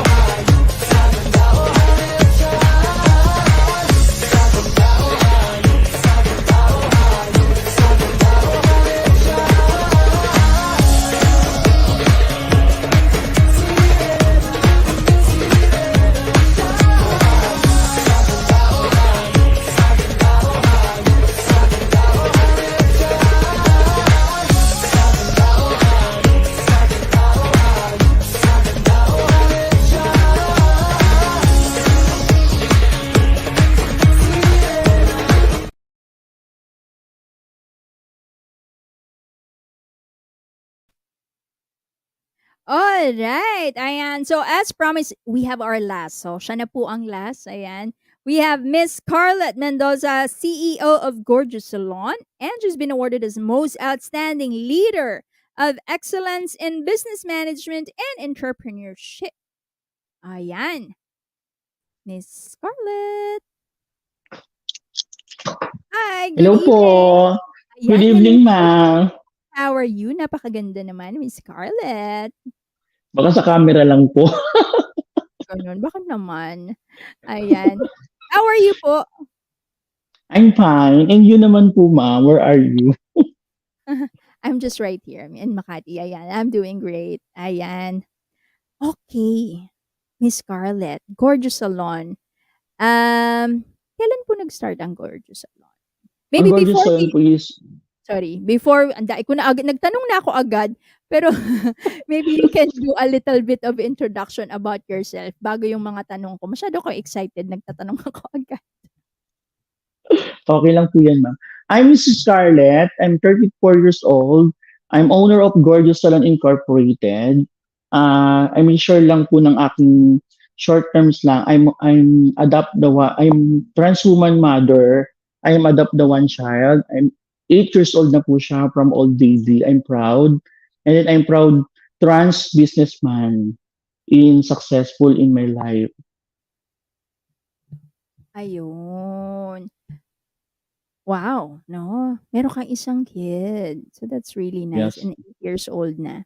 So, I can see ang hard work ng pagiging mom Opo, opo. at running a Kaya business. saludo ako sa mga naging mother kasi naranasan ko yung hirap nila magpalaki ng isang bata. Oo, hindi po biro 'yan. Hindi biro. Anyway, yeah, I know. So when did you start nung Gorgeous Salon? Yan ba ang first business mo, Miss Scarlett? Opo, ma'am. Ang Gorgeous Salon po ang unang business ko. Nagtrabaho po kasi ako sa isang malaking company ng manggugupit, stylist. Kaya dati pangarap lang, yun nga po, dahil sa pangarap ko, nagsimula sa isa, dumami yung Gorgeous. Hanggang sa nabuo na yung Gorgeous Salon Incorporated. Ayan. So ilan na po ang Gorgeous Salon? Nung wala pong pandemic, marami po talaga siya. So, syempre dahil dumaan po ang pandemic, may mga ilang branch po talaga ako na nagsara dahil alam naman po talaga natin na lahat ng negosyo nung panahon na pandemic ay lahat lumubog. Ilan na lang po ang lumaban kung ano na lang po talaga yung matitira at kakayanin kasi lahat naman po talaga nung panahon ng pandemic, dumanas talaga ng ganung kahirap. Basta pagdating sa business, naging zero profit talaga ang business lahat ng pandemic. So anong year niyo po pinut up yung Gorgeous Salon? Ang Gorgeous Salon po, nabuo po siya noong 2018. Oh, talagang halos bago mag-pandemic, ano? Yeah, opo. As in 1 year pa lang po noon, nag-pandemic, di ba po? Tapos after the 1 year, nag-pandemic na siya. Kaya sobra. So, nung 2018, nagsimula ka ng isang branch. Tapos how did you, immediately on the same year, nag-expand ba kayo? You were saying Opo. kasi bago mag-pandemic, marami ka ng branches. Opo. Nung nagbukas po kasi ako ng salon, nag-resign po ako sa isang kumpanya namin ng March. Tapos after next month po na nagbukas na po ako ng April. Tapos pagdating po nung April, nagbuksan na po namin isang branch namin. Nagbukas po ulit ako nung October, like the birthday ko. Sabi ko pa birthday ko sa akin, magbukas ulit ako. Nagbukas po ako noon. After nagbukas ng October, nagbukas na naman po ako ng November. Tuloy ko ng November, December. Tapos pahinga nung January. After ng January, mga March ulit, nag-open ulit kami noong 2019. Yun na, dire-diretso na yun. As in, parang ang pahinga lang po is 1 month. Kasi ganun po talaga kasi noon kalakas talaga naman ang salon nung wala pong pandemic. So, ang ginawa ko po, dahil may sarili na akong parlor, lahat po ng kinikita ng branches ko, iniipon ko. After that, yung naipon ko po for along 1 month, put up ko po ulit. Kasi try lang naman po pagbibusiness eh. Paglakasan lang ng loob. Oo, pero ang bilis nun parang ilang yung October tapos November, tama ba? Nag-open ka Opo, ulit? sa simula po nung April na nabuo ang Gorgeous nga po, nakapagpatayo po ako ng 5 ng Wow. 2018. Pagtapos po ng 2018, nakapagpatayo po ako ng 3, 19. Tapos 2 ulit. So 5 nung 19. Yun na po yung naabutan na ako nung 2020. Tama po yun, 2021. Opo. Oo. Pandemic na. Pero ibig sabihin lang, ganun mo na foresee, ganun kalakas talaga yung industry at that time. Kasi inipon mo tapos ginawa mo ulit, pinutap mo ng panibago. So, it's really a hit. Kumbaga, yung industry na yon anywhere, yung mga tao, they want to go to the salon at magpagupit, and do all those stuff. Opo. Anong Yun, yeah, go ahead po. sige pa, sige po, sige po. Anong specialty ng Gorgeous Salon? Ang specialty po ng Gorgeous Salon, we give a gorgeous beauty experience. Kasi ang karamihan na po kasi nawawala sa salon, pag alam po kasi nilang salon, akala nila pang babae lang. Di ba? Kaya po ang ginawa ko po, we give gorgeous beauty experience. Kasi ang gorgeous pwede mo sabihin sa lalaki. Oo, true. Di ba? Gorgeous. Gorgeous haircut, gorgeous your dress, ganun. Hindi mo naman kasi pwedeng sabihin na beauty sa lalaki. Kasi from sila eh. So yun po yung kakaiba namin. And then, yun nga, may sariling product kami. Rebrand ng product namin. Yun ang ilalaban namin kung bakit tinatangkilik ang Gorgeous Salon. Kung bakit din ganun tsaka yung quality. Also, meron din kayong product. Ano yung mga product nyo? Na Like you the have? colorant. Opo, I have a colorant. And then the treatment. May sarili po kami. Na-rebrand po talaga namin. You see the product. Sarili po talaga ng Gorgeous Salon. Talagang nung kalakasan talaga din po namin noon. Yun, nagsarili ako, nag-rebrand ako. Kasi sa dating kumpanya ko po kasi, may dati din silang ganyan. So, naging idol ko, naging inspiration ko naman po talaga. Lahat naman po talaga tayo.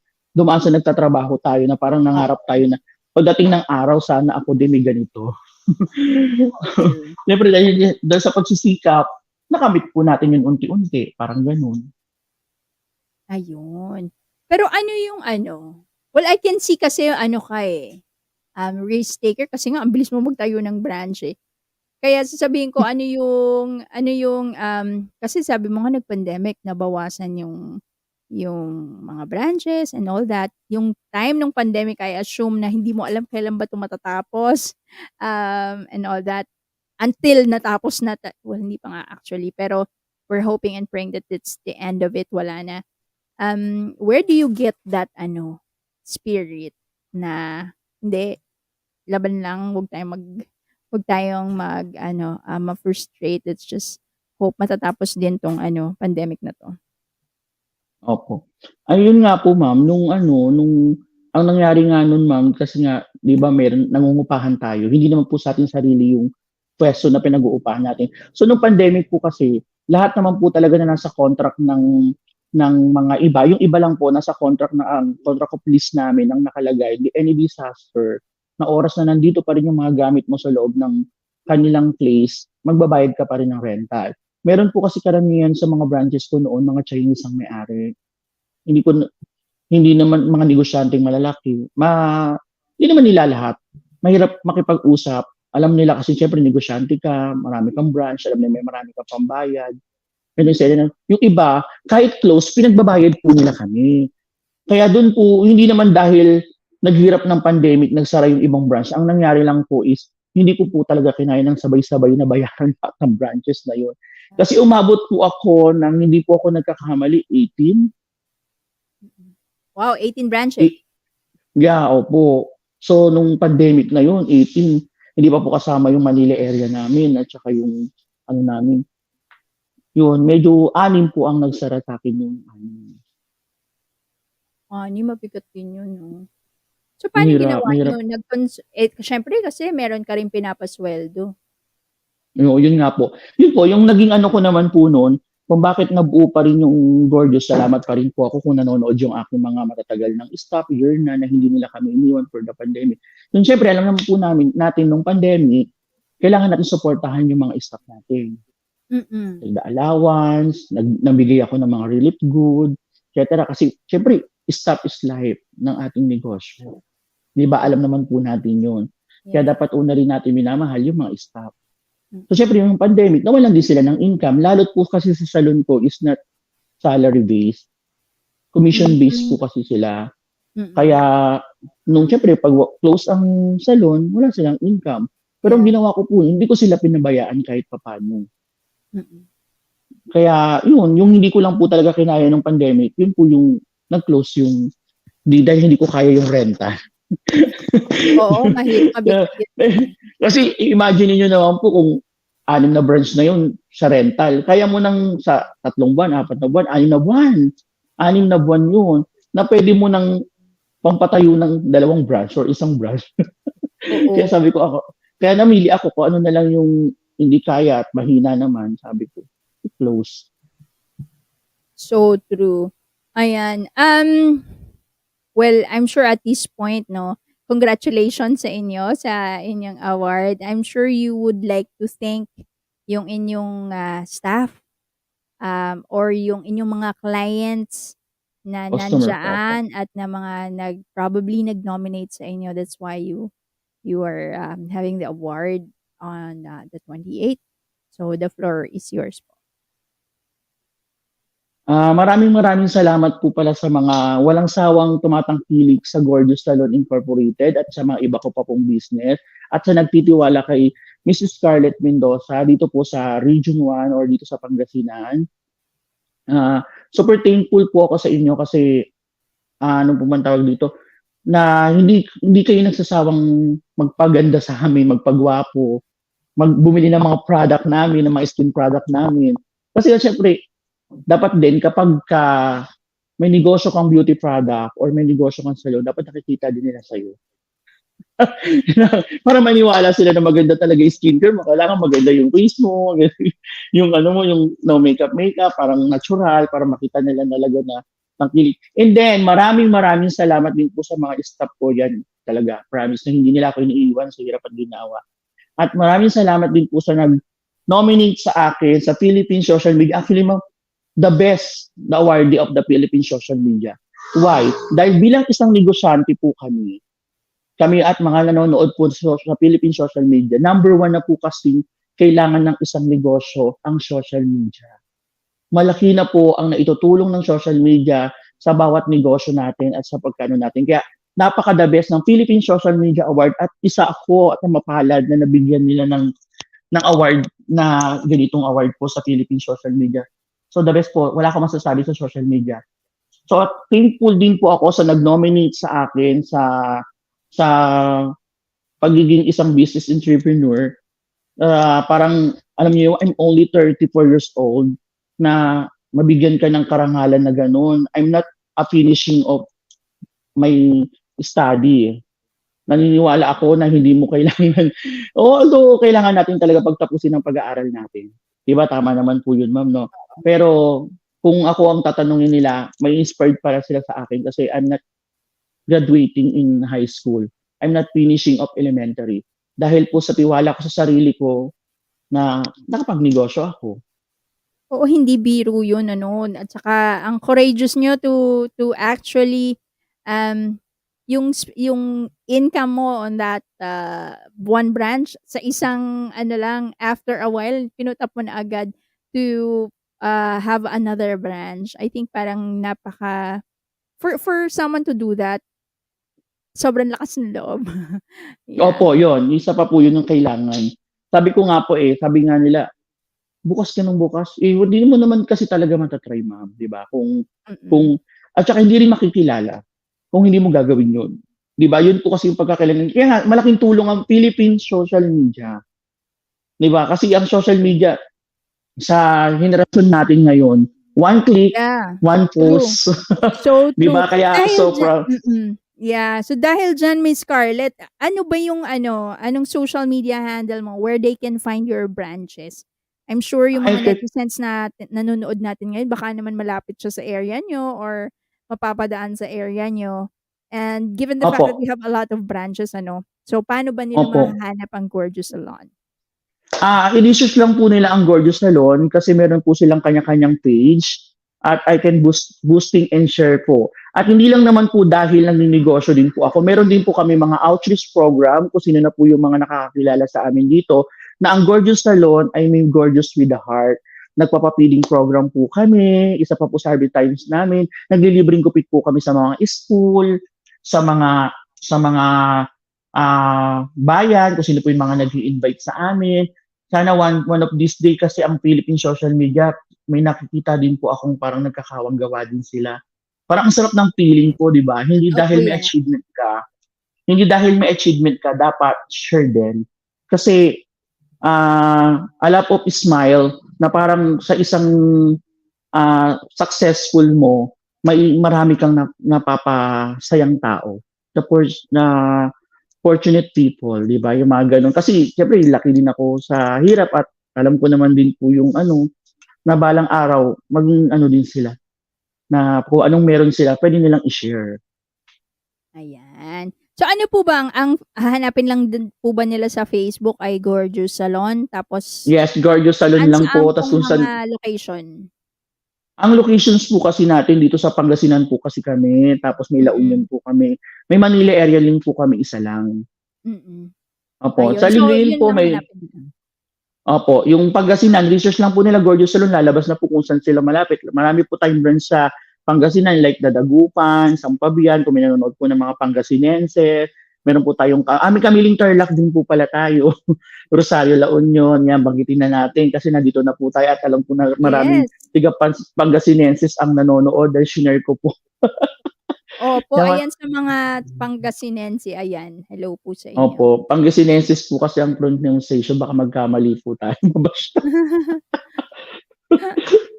Opo, yan ay like and share nyo na lang din po ang Facebook ng Gorgeous Salon sa mga lahat po ng gusto magpaganda at magpagwapo. Halika po Yes. kayo dito sa amin. Go and visit Gorgeous Opo. Salon. Yan, dahil dyan, thank you so much, Miss Scarlett Mendoza of Gorgeous Salon. Ayan, so makikita po tayo sa 28, ano po? Yes, ma'am. Opo. Maraming salamat po, Philippine Social Media. See you po. Ayan, see you, Miss Scarlett. Thank you. Thank you so much for your time. Alam ko medyo late na, pero you've been patient, no? Inintay mo kami. So, salamat. Maraming salamat. Maraming salamat din po, Philippine Social Media. Salamat po, ma'am. Thank you po. Alright, see you po on the 28th. Thank you po. Bye-bye po.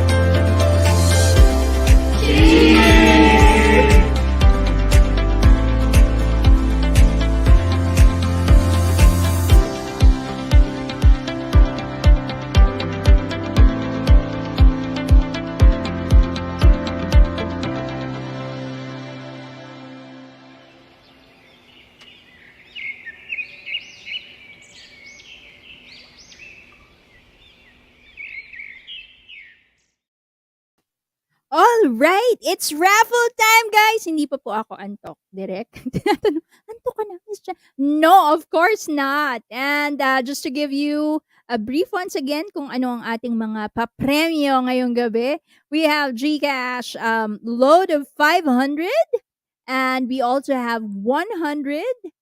And from Gorgeous Salon, marami pong salamat sa ating mga sponsors. Actually, those GCash amounts are coming from Kagayakashi Meray International Language School. Ayan. So thank you so much. And from Gorgeous Salon, we have beauty products, organic Kex skin repair. We have 5 winners. And we have keratin organic treatment. We have 3 winners for those. And we have MX3 coffee. So we will have 2 winners of those. So ayan, alam nyo na ang drill. Like, share, and comment, and make a screenshot and share it to our Facebook page. Hashtag Netizens TV Show Trends. Ayan. And of course, guys, ayan, sa mga hindi pa po nakasubscribe, please do visit my YouTube channel, Jenny Roxy. Ayan po, every Thursday, Friday. Ayan, meron tayong song. So kung gusto niyo mag-request, just send in or comment or yeah, things like that. And of course, support our Facebook page, ang ating YouTube channel, Netizens TV, Philippine social media. Ayan po. Maraming salamat. And dahil dyan, ilabas na ang roleta.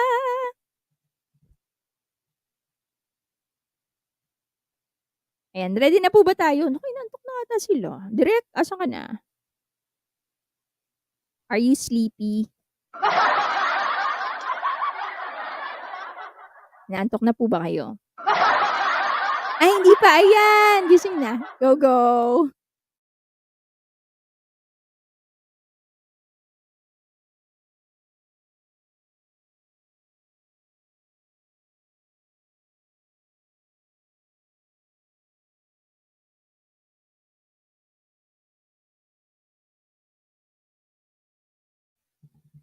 Da, da, da, da, da, da, da.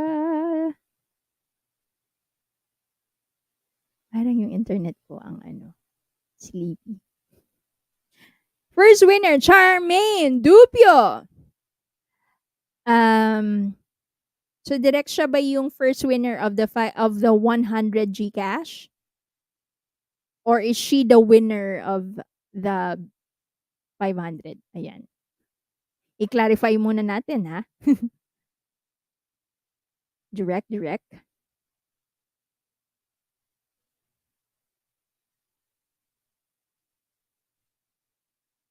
Yes, ayan. So 100 po. Okay. Ang unang winner natin ay si Miss Crystal Joy Bailon. Ayan, winner of 100 pesos GCash. And then the second is Miss Charmaine Dupio.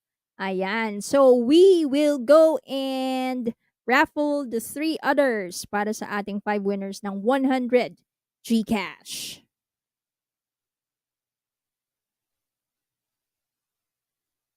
Yellow.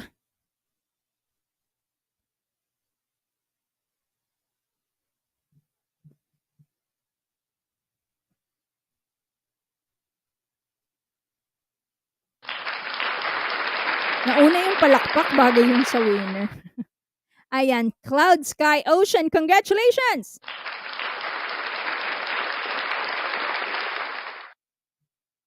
Next winner of 100 GCash. Meron pa po tayong dalawa. Char Seafood. Ayan, congratulations! Isa na lang po sa ating 100 GCash. Enan Danieva. Congrats! Ito na yung ating winner of 500 pesos. Goes to. Wala akong drum roll dito sa ko eh. Ting, ting, ting, ting. Meron akong ganun. Ay, bakit ganun? Ano ba yung lumabas? Okay. Hindi ko nabasa. Kakadaldal ko.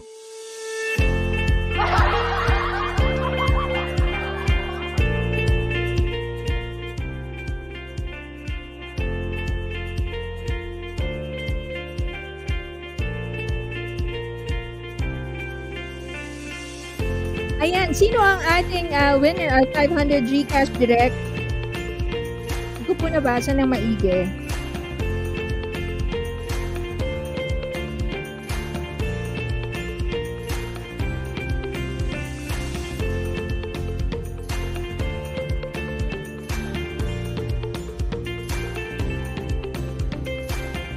This is April. That's good there. Ayan. So, once again, for the recap, our winners for the 100 GCash are Crystal Joy Bailon, Charmaine Dubio, Cloud Sky Ocean, Char Oipod, Anand Nieva, and the winner for 500 GCash is this April Tasuder. Congratulations po!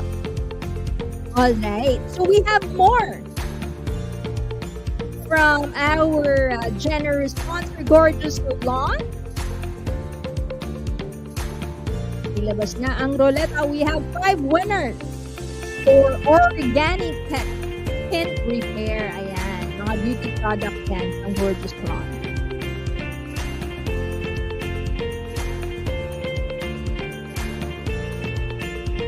Alright, our first winner.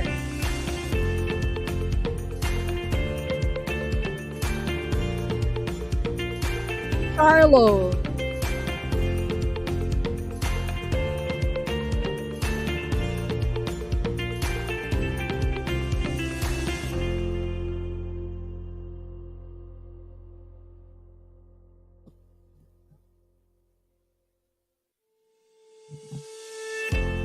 Sheila.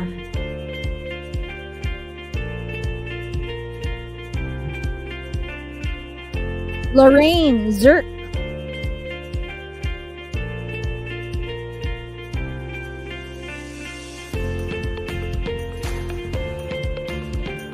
Beam Sayer.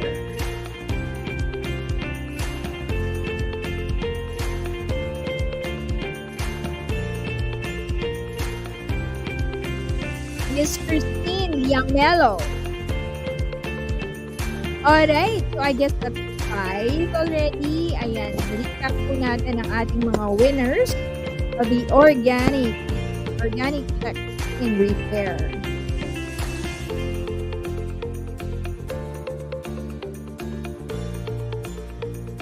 Our winners are, ayan, tinatype na ni Direct. And ipa-flash po natin ang inyong mga pangalan sa screen.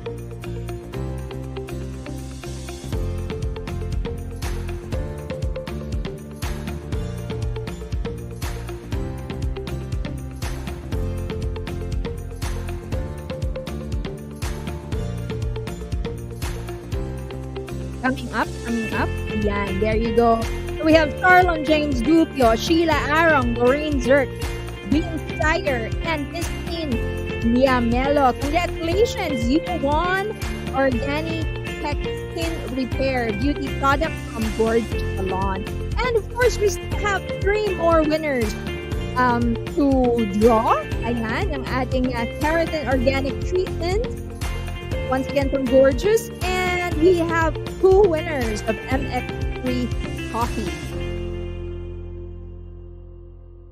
Alright, dahil dyan, ipasok na ang roleta. Guys, make sure that you contact us on our Facebook page so you can claim your prize. Paul Mark Matheson, ayan. You're the winner of Keratin Organic Treatment. Meron pa tayong dalawa. Second one is Susana Cohasto Costreasto. Ayan. Salamin na kung hindi ko mabata.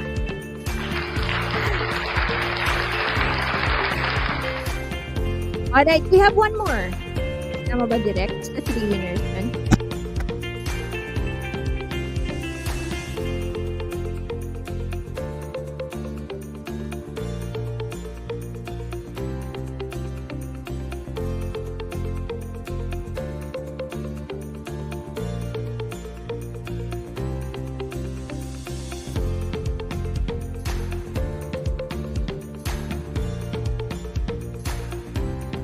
Aldwin Asma.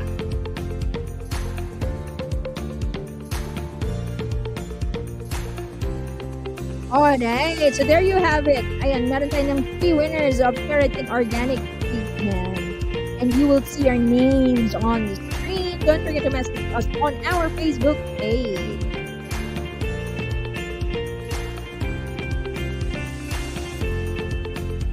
Alright, we have Paulmark Matheson, Susana Ojas Castro, and Aldwin Asma. Congratulations! You won Keratin Organic Treatment. Ayan po. So, just message us on our Facebook page. We have our last 2 winners. Ayan, MX3 Coffee naman po. Ayan. So, let's draw!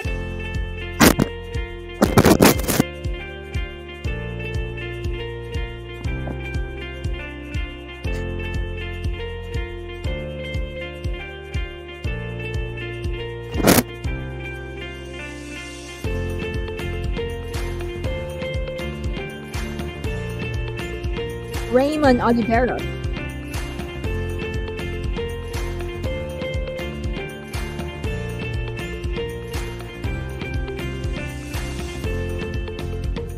And Alex Net.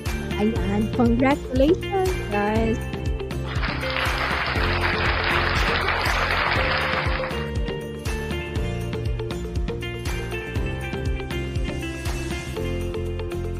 Ayan, thank you so much, everyone.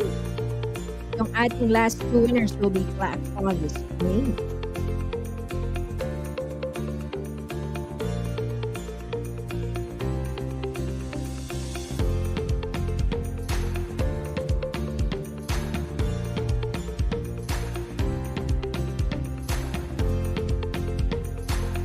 Ayan. Alright, so those are 2 winners, Raymond Oliveros and Alex Net. You won MX3 coffee. So to all our winners, congratulations. To all the awardees that we've interviewed tonight, thank you so much. Ayan, marami pong salamat sa inyong time and for sharing part of your business and yourselves tonight. We really enjoyed having you. And we enjoyed talking to you. At sa inyo mga netizens, maraming pong salamat. As always, I hope that you watch our next episode of the live stream. Meron pa ba tayong next episode direct? Or it's gonna be the awards night na on the 20th? I think awards night na ata. Wala na ata kaming next live stream. But then again, thank you so much. Once again, this is your host for tonight, Jenny Ross, signing off. Please do subscribe to my channel, Jenny Roxy. Ayan, at marami pong salamat sa inyo. Please follow Philippine social media, Netizens TV, and Brand Asia. Thank you so much and have a wonderful evening.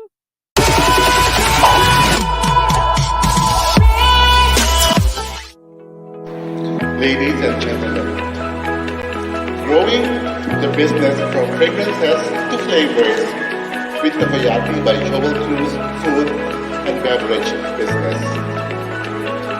Thank you for inviting me again to be part of this awards event. I am glad that more face-to-face events are happening now, and this is good for the recovery of our economy from the pandemic.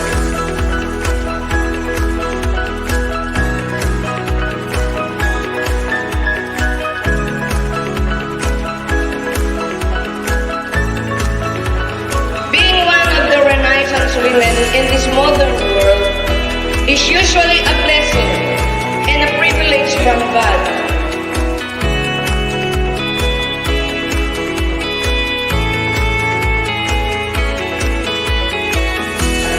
It's time to entertain you, and we're lucky to have a very beautiful woman who happens to be my co-host as well.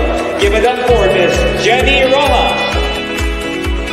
Mas marami pa kaming ma-encounter na mga pagsubok. But for as long as naniniwala tayo sa sarili natin at kay God, alam natin na malalagpasan natin ang lahat ng ito. It takes 20 years to build a reputation, but it only takes 5 minutes to destroy everything. Sobrang passionate ako dito sa ginagawa ko. Nagpatuloy ang nag-survive business ko. So, ano ba yung pinakamahalaga sa pagpapatayo ng business is maging passionate ka sa lahat ng ginagawa ko. Kaya sa lahat ng mga natatakot,